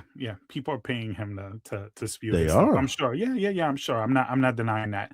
That's the world we live in. The point I'm trying to make. I know of two podcasts alone. One paid him $10,000. One paid him $20,000 because he gets on there. He acts a fool. He says this crazy shit, and they make buku bucks just from having him on his show. Because of the wild stuff that he says, right? But right. He's also he gets paid for these appearances. So you were making it like he was traveling on the dime of these donations. He gets paid to make these appearances. Do you think that this whole thing has been completely legitimate? Honestly, it's been almost 7 years. What's the average? It's been over 10 years. Turnaround time to have a school renovated. I mean, what's the average turn time for that? There is no average because when people do this, a lot of them do it with funding. They go get grants. They go get donations. And there's nonprofits that don't do it with funding. Why not have a public? He wanted every dollar that goes into the school to come from a black pocket. That's what his goal was. So here's my question: If the whole point of this is education and having the right facility, why didn't he start off with an online school? He's building a boarding school. That's just not his. That's not what my question was. Why wouldn't you start with an online school? Why? Well, I mean, what do you mean? Every school does it. for You real, make it though, like it's that's a true. normal Like, thing. it's true. Why, if he's renovating a school, why does he want to do it online? Why doesn't? Because he can also just wait till he's done building. Like, what? You make it sound like every school that opens started from an online school. I would imagine that the whole point. I would imagine that the whole entire point in this is because the current, and I would agree, the current American educational system is biased against people of color, in particular, African Americans, Black people. So I'd imagine that the whole point of this is for him to teach Pan-African education instead of it being this white American bias education that we've all kind of been growing up on. So why not offer an online school even in the meantime? Where are the teachers? Where's the staff? Where are these people? Why doesn't he have? You don't hire a staff before you have a building to put them in.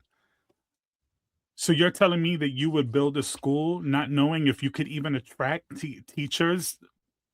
Everybody to teach what he's teaching? Your questions are crazy. No, these aren't my questions, Dame. When I did my research, this is what people are asking. This is what people are asking. This is what people are talking about.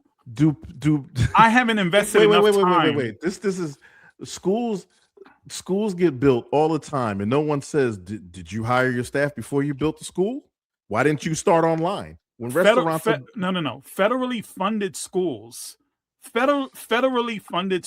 don't have to worry about that because they have teachers mostly lining up to get a job. He's not federally funded. He's been struggling. If it took you hold on. If it took you over 10 years, hold on. No. What you're saying is dead ass wrong. No, it's a private school. Let me finish my point. It's a private school and it's privately funded. Let me finish my point. Just like many other private schools, just like Catholic schools and just like charter schools, it's a private fucking school. Again, you're talking and you're not listening. My question simply is, if it's taken over 10 years to get the funding to build it, how the fuck are you going to fund it? Because I already answered that question. You answered the question. So how's he going to pay for the books and the electric bill and any maintenance that comes and all the furniture that you have to put in there? How's he going to pay for that? Who's the one not listening? You're telling me that in a small school with 2 fucking bathrooms, you're telling me that he's going to be able to fund that through tuition? Are you bugging? Right across the street from his school, there's a high school with 16 fucking bathrooms. There's a video of him talking about it. What are you talking about? It's a small little building. So what? Then it's a small little building. He's not going to be if it's small building, then it will be few students and few teachers for the 2 bathrooms. That's gonna fund all of that. It's got a basketball court too. Pretty nice, actually. Great. Ay, Dios mío. I mean, it could be done, Jules. Let's be positive. I'm positive. Matter of fact, hold on. Matter of fact, there's a school that I've driven by for I don't know how many years. Sorry for y'all that don't live in Tampa. On Fowler Avenue. The school is in a shopping mall center. It has been for like 10 years in like a shopping center, like a little ass. On Nebraska?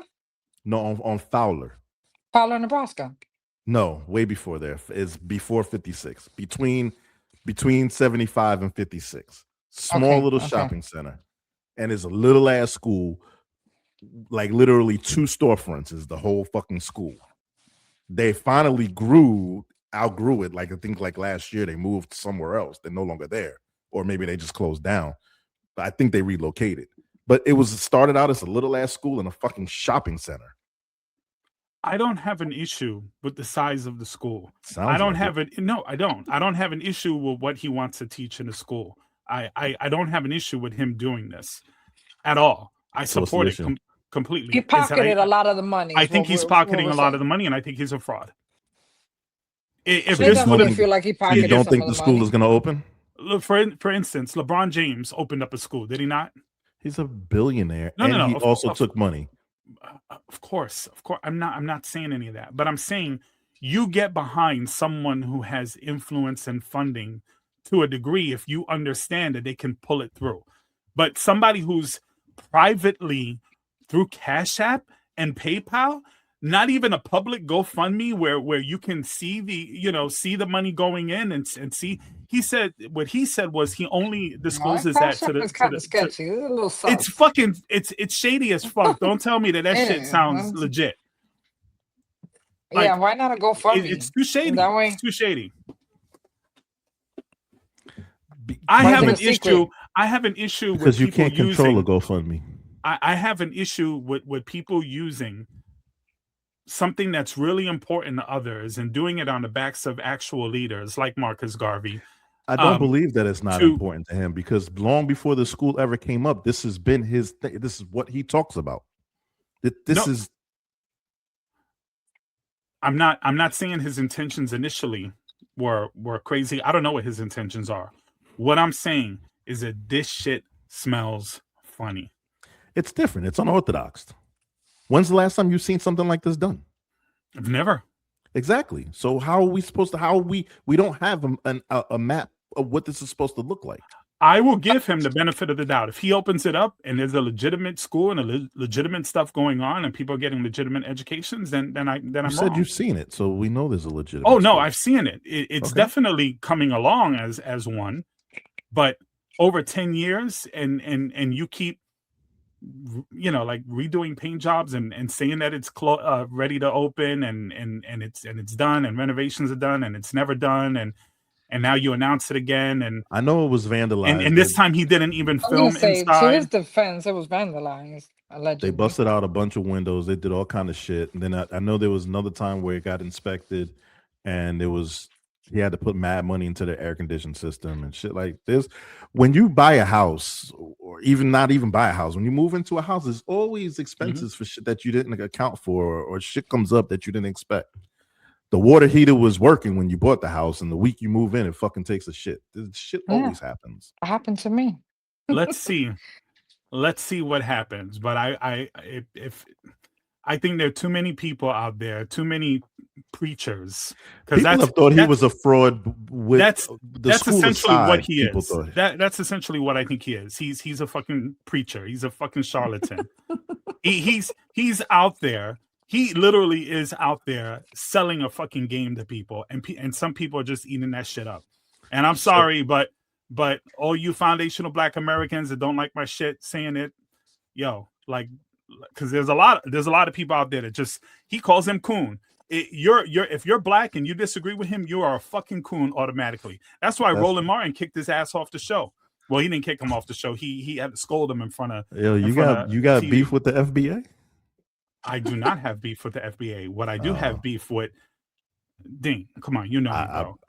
You know, kind of weird. You could just What I do have a beef with is the fact that a lot of FBA don't recognize Black Caribbeans. I have a problem with that shit. Well, that's exactly what that's the purpose. But that's not all they represent. So I don't have a beef with any of them personally, but I do have a beef with the idea that if you're Jamaican, you're not Black. You're some fucking immigrant. No, it doesn't mean they're not. They don't say you're not Black. You're not a foundational Black American. Okay, you're not a. What does that mean? That's you should. That means you need to get out the country. That means that I've heard them, bro. I've had conversations with them. Like I know. Wow. Like I know. Like. Oh yeah, foundational Black Americans created hip hop. Jamaicans, Puerto Ricans didn't have nothing to do with that. Get the fuck out of here. Get the fuck out of here with that bullshit. They got I'm from the Bronx. I was there when that shit started. Like, don't even talk that shit to me. But I hear this shit. No, I don't have no problems with the FBA. No, I have no problems with nobody. What's crazy is the person that we give the credit to for creating hip hop is Jamaican. Cool Herc. That's crazy. So I don't know. It's wild as hell. So I don't have a problem with him. In fact, if he pulls this off, honestly, if he pulls this off, I'm wrong. I apologize. I'm revisit looking at and it then you'll apologize then. Yeah. Well, to be honest with you, Agnes, if I'm not alive, give it odds. Give it odds. If I'm not alive in 2045 when this shit finally opens up, then I don't know what's gonna happen. But yeah. What are the odds? No. I think I think the odds have been slim and they're getting closer for him, as time goes on. But again, it's too long for my liking and for a lot of people. There are a lot of people who've donated money and feel like something went wrong. I get it. He's lost a lot of credibility. He's taken a hit lately. Yeah. I'm rooting for him though. I hope he pulls it off. But I think he's bullshitting the public. He's bullshitting the public. No, I mean, I can see why it's a little sus. Dame, it's not that I have a beef with him or beef with the idea. I have a beef with anybody scamming people. That's it. We don't know that he's scamming though. It's just sketchy. It's just sketchy. It was done in a very unorthodox way. But when is the last time you saw somebody try to open a school without any government assistance or corporate funding or anything like that? Just saying, hey, black man, pull out of your pocket whatever you can, $10, $100, $1,000. By shaming them and calling them coons for not doing it. Yeah, that's a little out of line. You're out of pocket for that. You gotta, it's tongue in cheek. That's like that's not. He means it. He means it, but he's not literally saying everyone. If you don't, are you a proud black man? Yes. What's your reaction if another brother calls you a coon? That ain't no tongue in cheek, bro. It depends on context, right? There is no other context. Coon. Well, I didn't donate to his school, and I wasn't offended by his statement. So.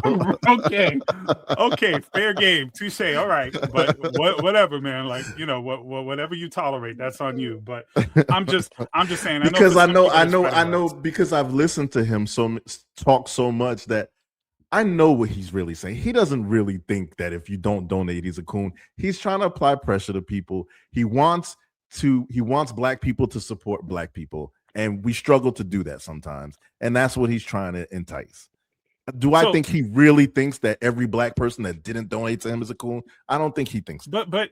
But to be fair, there are some amazing black people out there that's doing amazing work for the community. And you can't ignore that. And if they have a disagreement with you or don't think that you're going to be able to pull that off or think something is sketchy, you don't call that person a coon. You don't know what they've done. You don't know the type of person that they are.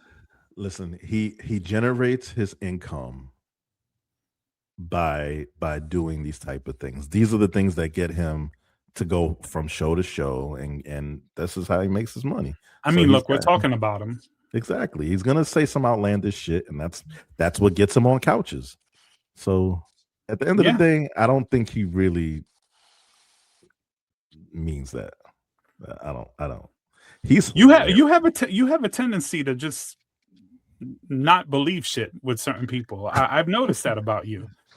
Believe what he says. Whatever.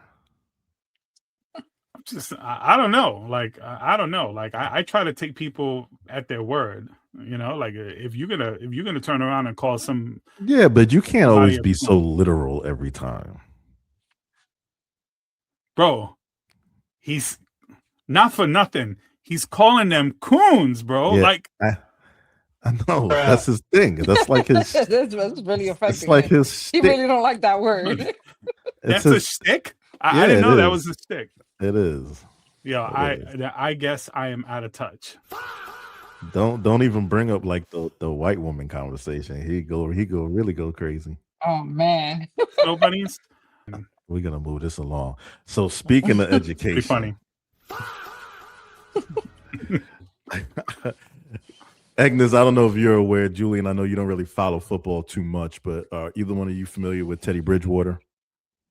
No, I do not follow football at all. He's a NFL quarterback, originally from Miami. Had a great college career, had a pretty decent professional career. For a few years, he was out of the league. He wasn't playing in NFL, and he was a high school coach. This man's a multimillionaire. He went back to Miami to coach, where he's from, and parts of Miami it's rough out there. While he was a head coach, he was paying for Ubers for some of his kids, giving them dinner if they didn't have anything to eat, and looking out for them a little bit, beyond just being their coach. And he got fired for that because that violates the rules. So Florida just recently passed the Teddy Bridgewater Act, which now enables head coaches to use their personal funds for the welfare of their students. It has a cap of $15,000 a year, but it enables them to be human beings and look after their kids if they have the ability to. So I thought that's pretty dope. It ain't every day that Florida law gets it right, but I think that's one of them. That's really nice. The fact that that was a problem to begin with is kind of crazy. Well, even in it kind of, how it kind of stems from in high school is heavy recruiting, and you think in college there was a lot of money being spent to get kids to go to certain schools before we had the NIL and all of that shit. It happened in high school too. High school kids were often recruited, parents were given money, so they had to implement laws to make it fair competition. And this was one of the things you couldn't, extend money towards any of these students. So this, I think, is a step in the right direction. All right. It's a beautiful thing. I like that. I do like that.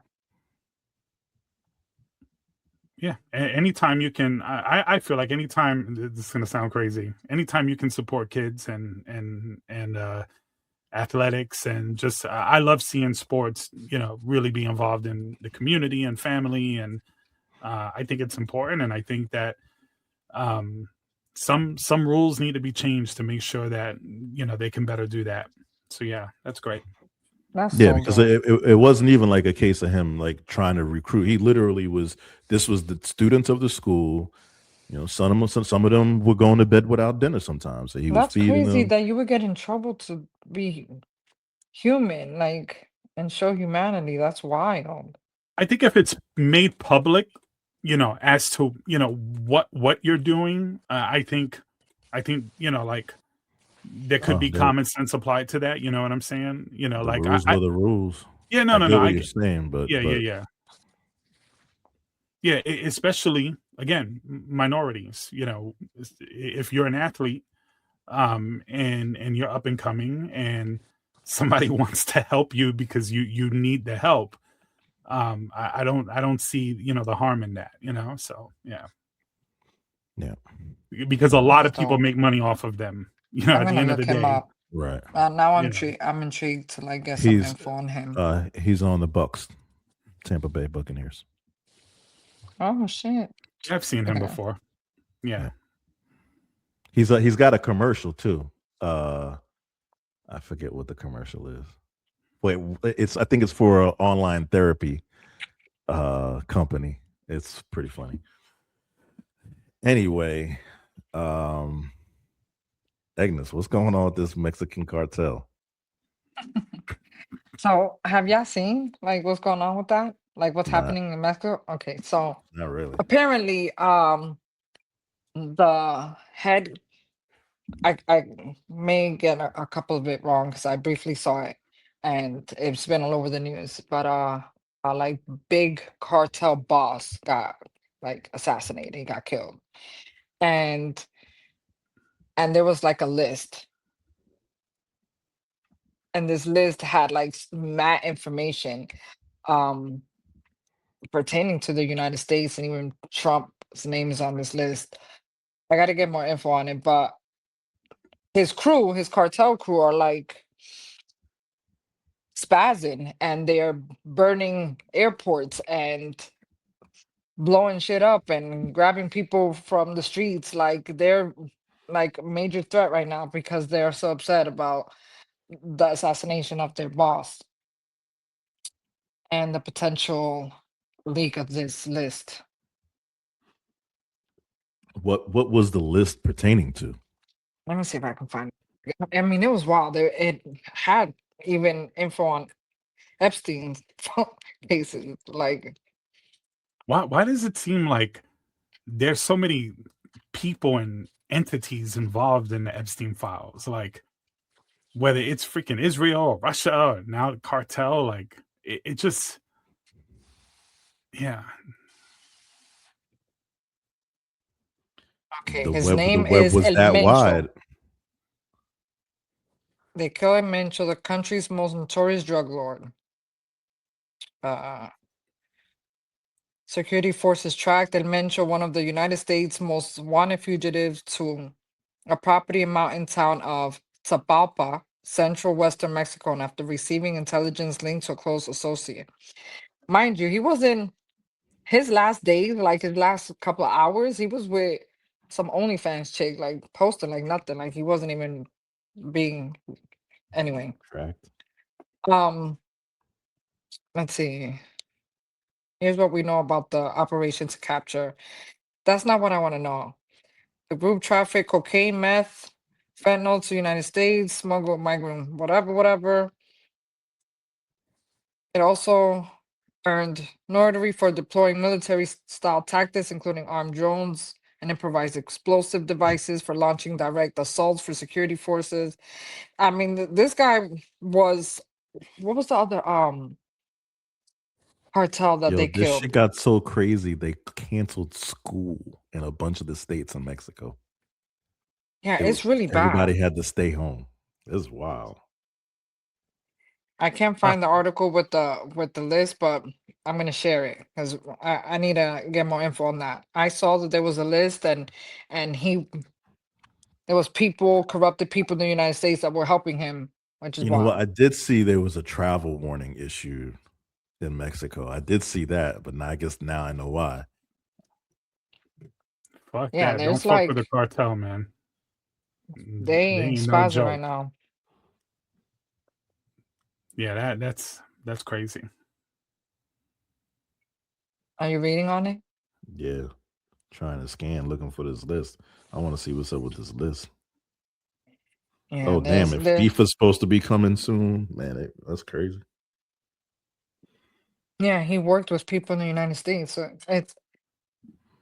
that shit don't make no sense to me. How are you a fugitive to the United States but have like, I mean, this, I guess there's always gonna be somebody crooked.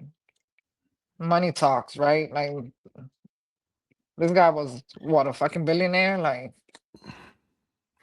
and he wasn't Agnes, old. He was like, with the United States government has been involved in drugs for decades. They're the ones that bring them in. Yes. So this is not. I mean, you're right. You're so right. Like for real. It's just, you know what it it's is? the They just irony don't for me. cover it Like up as much as they used to. When you hear Mexico or Mexicans here, like they want to put them out to be like the worst of the worst people. Like, nah, they thugged out. meanwhile, I'm talking about like United States. They're super the ones that come here. Discriminative towards Mexicans, period. Yeah. But when you have people like this cartel leader working with people in the United States, that's just crazy to me. Like, you know what? It wouldn't be too far fetched. The reason we were killing all of these drug smugglers coming from Argentina was because they were competition for the Mexicans. I always think that. That's always like a thought in my mind. Because why else would we really be doing it, right? Like he's pardoning drug dealers left and right, and now we're killing drug dealers. Like, come on, right. No, clearly that's not the reason.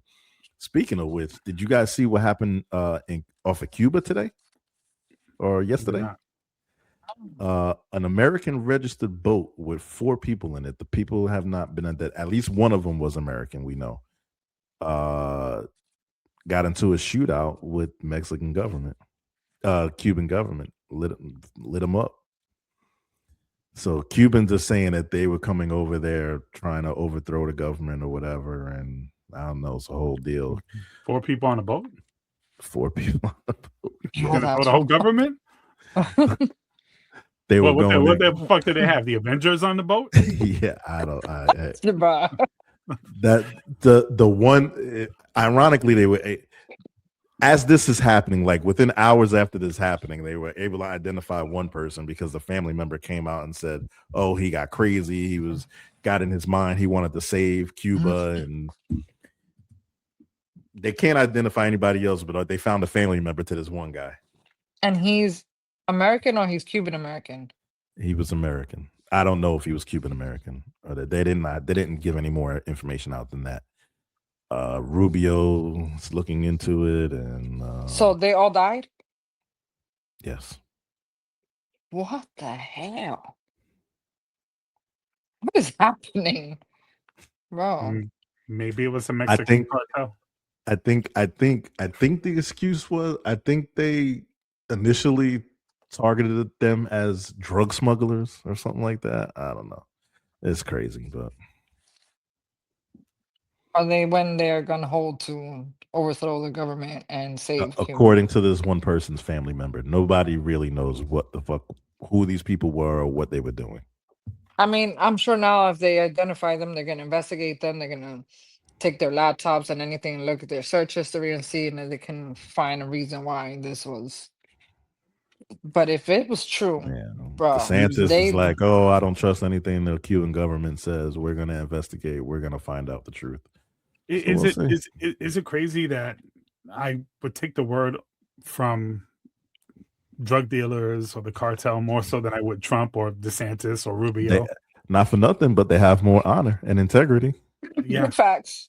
It's crazy. Even it's sad. Ain't that sad? That's wild.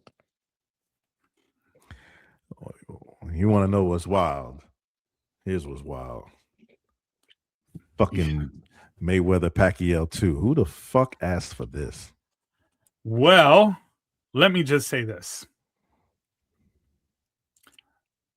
I thought Manny won the first fight.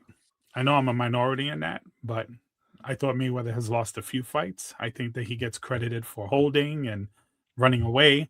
And if you don't hit him, he automatically wins the round.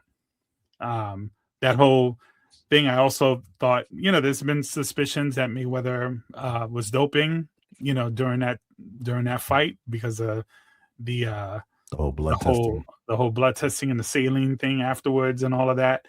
And now the first fight was years behind, years late. It was 5 years late. And now Mayweather is 49. I saw Pacquiao fight this one guy a couple of months ago, and he's just not the same. Who wants this? I lost so much respect for Pacquiao on the first fight. First of all, I don't think he even won that fight. I think he just didn't fight his best at all so that Mayweather can win. He had a rotator cuff issue. Listen, they had a whole conversation. Did we forget they had a conversation in a room that nobody knows about? After they was beefing super hard, and all of a sudden let's go meet up and have a fucking kumbaya in a hotel room and nobody know about. They're professionals, man. Like a lot of. I fucked with Manny Pacquiao, 1, because he was a good fighter, 2, because he had heart and integrity. At least I thought. I know that in his mind, he said in an interview before the fight, "Remember, whatever happens, I did it for my peoples." When he said that, I knew he was going to lose the fight. He pretty much said, I'm going to lose, but know that I did it for y'all. Because he donates most of his money to his country. I mean, it's a known fact. He gives almost all his money to his country. Like, he really supports his peoples. That's but he says and that. And then you go and you fight bullshit. You fought bullshit. It was a bullshit ass fucking fight. Wasted fucking money on a pay-per-view. Hold on a minute, because I'm going to get some shit off my motherfucking chest. We wasted money on this pay-per-view. I have people come over, get together, fucking cooking food and all this shit to watch a bullshit ass fucking sellout fight because you wanted to help out your people instead of fucking fight with honor and integrity and whoop the little bitch ass. And now that we're requesting a 2? Bitch, who? Ain't nobody want to see a motherfucking 2. I know. I don't even watch boxing anymore. Thank you, Mayweather. Bitch. Shit. I thought. Get me started. Okay, wait. aside from all of that, I don't even know where to go with this anymore, Dame. Like, yo, like Agnes, you threw me. Go ahead, Dame. I thought Pacquiao. I thought Mayweather was fighting Tyson.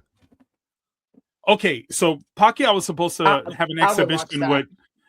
Pacquiao was supposed to have an exhibition with Provodnikov, and Mayweather was supposed to fight Mike Tyson. I think both of those were supposed to be exhibitions, but then I guess when they started counting the money and they realized that Manny and Floyd would probably make the most money, and Manny said that he didn't want an exhibition, that he wanted a real sanctioned fight.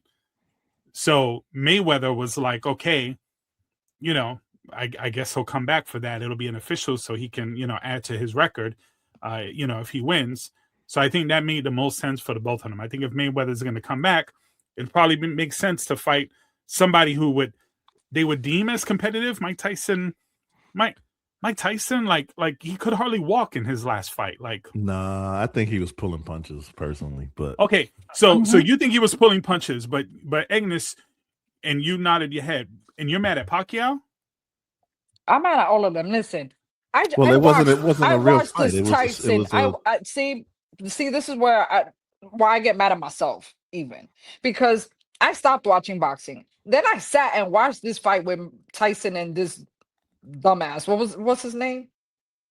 Jake Paul. Yeah. I hold Mike Tyson to a pedestal. I really thought that he was like, look, I'm old, but I'm gonna show you who the fuck I am. And he really sold out as well. Like, I don't think he fought to his potential. Did you see him training? No, he definitely. Did you see him training? The training him and the fight him was not the same person. Two different people. Like, where was that? But that's why I think he was. You saw, if you watch the fight, you pay attention or go back and watch it again. You see him like he was biting his glove, pulling. Yeah, he was biting his glove, trying to keep himself from throwing it. Yes, I've watched every Tyson fight. I've never seen him bite his glove the entire time. Like, I felt like he wanted to whoop his ass, and I think at one point he even hit him kind of hard. And Jake Paul was like, "Yo, what are you doing?" I even feel like that happened. Let me play the devil's advocate here, because I know I'm a big boxing fan, and I keep up with it, and I gotta say that when you get to a certain age, you can no longer. A lot of fighters can't. They see the punches coming, they see what they have to do, but they can't let it go. They don't have the ability. The reflexes. Did you see him training? Hold on, yeah, training is a whole different thing. Even sparring is a whole different thing than fighting. You know, if you're sparring, you're gonna dodge a punch, slip a punch, and you're gonna counter. But in the ring, you know that person, if they're setting you up, it's potentially brutal. So it's a whole different thing when you see someone moving a certain way and confidently hitting the mitts or, you know, hitting the whatever. It's a different thing altogether. And he didn't look that bad against Roy Jones. You cannot tell me. Well, again, Roy Jones has a name in boxing. This guy was trying to make a name for himself on Mike Tyson. Right. Mike Tyson knows that Roy Jones isn't going to embarrass him or hit him with a cheap shot, and vice versa. They have a mutual respect for each other. This guy has no fucking respect. So it's a different thing. Now, conspiracy theories aside, I do believe that Pacquiao did try to beat Mayweather. I thought that was a legitimate fight on his end. And I do think that Mike Tyson went in there with the intentions, and I just don't think he had it anymore. Listen, Pacquiao was one of my favorite fighters. I watched him. More the longer the fight. Hold on. I studied him. I know how he fights.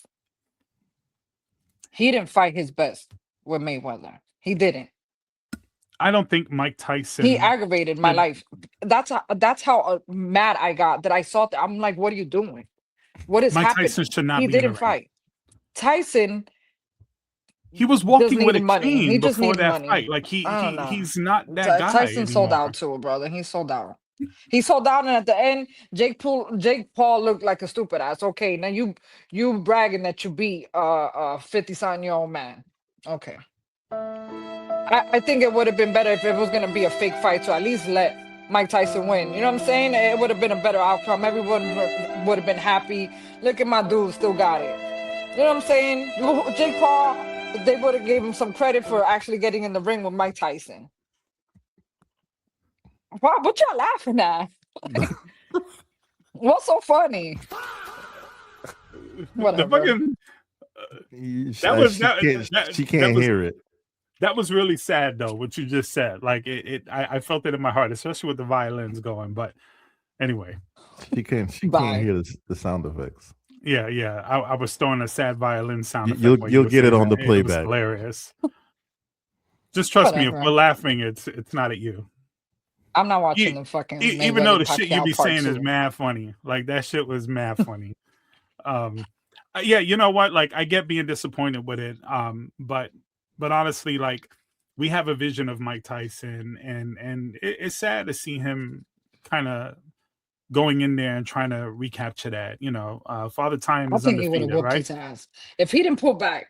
If he didn't pull back, you think he would have whooped his ass? If he wasn't Tyson? Oh yeah, for sure. Well, anyway, back to the Mayweather Floyd thing. Nobody wants this. Nobody wants to see that shit. Shut up. Go to your room. But you know what? It's going to be in the Sphere, in Las Vegas. So that'll be the first time they're having a boxing event there. So I watched the pre-fights. I watched that because those are still legit. Come on, keep it I'm not real. watching that. If you're gonna watch the pre-fights and you're just gonna walk away. Watching Mayweather is like fucking nails to a chalkboard for me. I can't with that guy. I'm trying to tell you. I think if I saw him in person, tell it. You give him a good one too. Gotcha, bitch. I don't know, bro. I don't know how I would act if I saw him in person. I know it wouldn't be nice. It wouldn't be pretty at all. I will definitely come out of character. I cannot fucking stand his ass. And he a Pisces like me, so that's damn fucking shame. Bye, move on.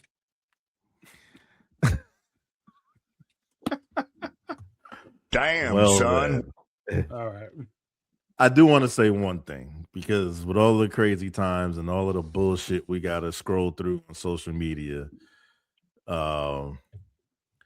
if you guys are looking for some feel good shit, check out Global Mind Apparel.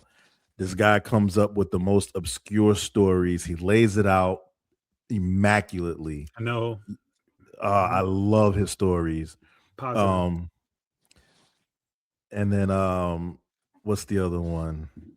This is not a sponsored plug or anything. No. These are just people that I really fuck with on Instagram. It's Hannah's View. It's a brother and sister who the sister got into a really bad accident and had traumatic brain injury. So she completely cannot, she's paraplegic, can't move, walk, talk, or anything. But she's a big sports fan. And her older brother basically gave up his whole life to take care of her. And they have this page they're where they sit and watch every Knicks game, and he calls the game like a basketball announcer. And it's just the greatest shit in the world, because he's actually good at calling the game. And you can see her like small facial gestures responding to him. Like that's the most she can respond. She gives a smile. And it's like, especially if you're a Knicks fan, if you're just a person and you want some feel good shit, check it out. If you're a Knicks fan, you're gonna love it even more. And then I had to just throw in there for honorable mention Vic Mensa. I'm gonna throw it up here one more time so everybody can see it. He's just giving you the scoop of what's going on today in the most intellectual but understandable way, and I just think he needs to be acknowledged and pointed out. Go check out these pages if that's what you're looking for.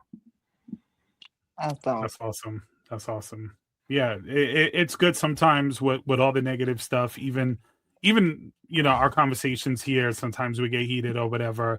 It's good to just kind of pause and reflect and and just smile. Sometimes I go on social media and I just go through my reels and just find funny stuff to laugh at and post. And it's good for your mental health. So appreciate you with those recommendations, Dame. I know every one of them. So it's dope. Yeah. And hopefully we could bring a little bit of light to you guys too. Don't, when me and Damien, I had to, kind of slap him around a little bit earlier, and and he's hitting back. We're doing the Mike Tyson Jake Paul fight. Just halfway swinging and then just dodging. So that phase, Dame. See, I'm trying to make it light, man. And just taking a sip, man. Just taking a sip. No, it was the argument. Drink? It was the argument for me. Of your drink? Of my drink. Of exactly. Your drink. Yeah. I got judged earlier before the podcast started, just for Dame. I mean, I think everybody but you would be willing to acknowledge that if you're consuming alcohol, you're having a drink. If it's a non-alcoholic item, you're enjoying a beverage. Agnes asked before the podcast, "You guys have your drinks?" And I said, "I have my drink. I have iced tea." Dame's like, "That is not a drink." It's not. It's a cold beverage. What's a cold beverage? It's a drink. No, you don't go. Let's go. Hey, you'll meet me at the such and such. We're gonna have a drink. You don't show up to have an iced tea. So let me ask you something. If you're playing basketball, you're on the court, and everybody finishes the game, and you say, "Hey, I got a cooler there. Let's have a drink." No one says Gatorade. No one says, "Let's go to the cooler and have a drink." What do they say? Let's go to the cooler. Grab a water beverage, grab a water or a Gatorade. No one's saying. When I go to a restaurant, under drinks and beverages or whatever. Beverages. Thank you. It has both. It has alcohol and it has soft drinks.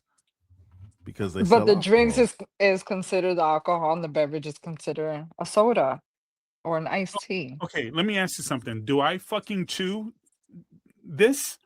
What? No, I drink it. Okay, I get it. It is. It's a drink. He's drinking. You're drinking his. What he had in there is his drink, which is iced tea. He's drinking his drink. But when we say, "Are you gonna have a drink?" We're obviously speaking about an alcoholic beverage. No. Yes, we are. Come on. If you go out and you say you want to go out for drinks, nobody's gonna say, "Yeah, let's go across the street and have a Pepsi." I'll tell you what. Say that. Everybody go ask 10 people what they expect to consume when they say, "Let's have a drink." That wasn't the debate. I'm just saying it's totally appropriate to say I'm having a drink and it's tea. No, you're wrong. Sorry.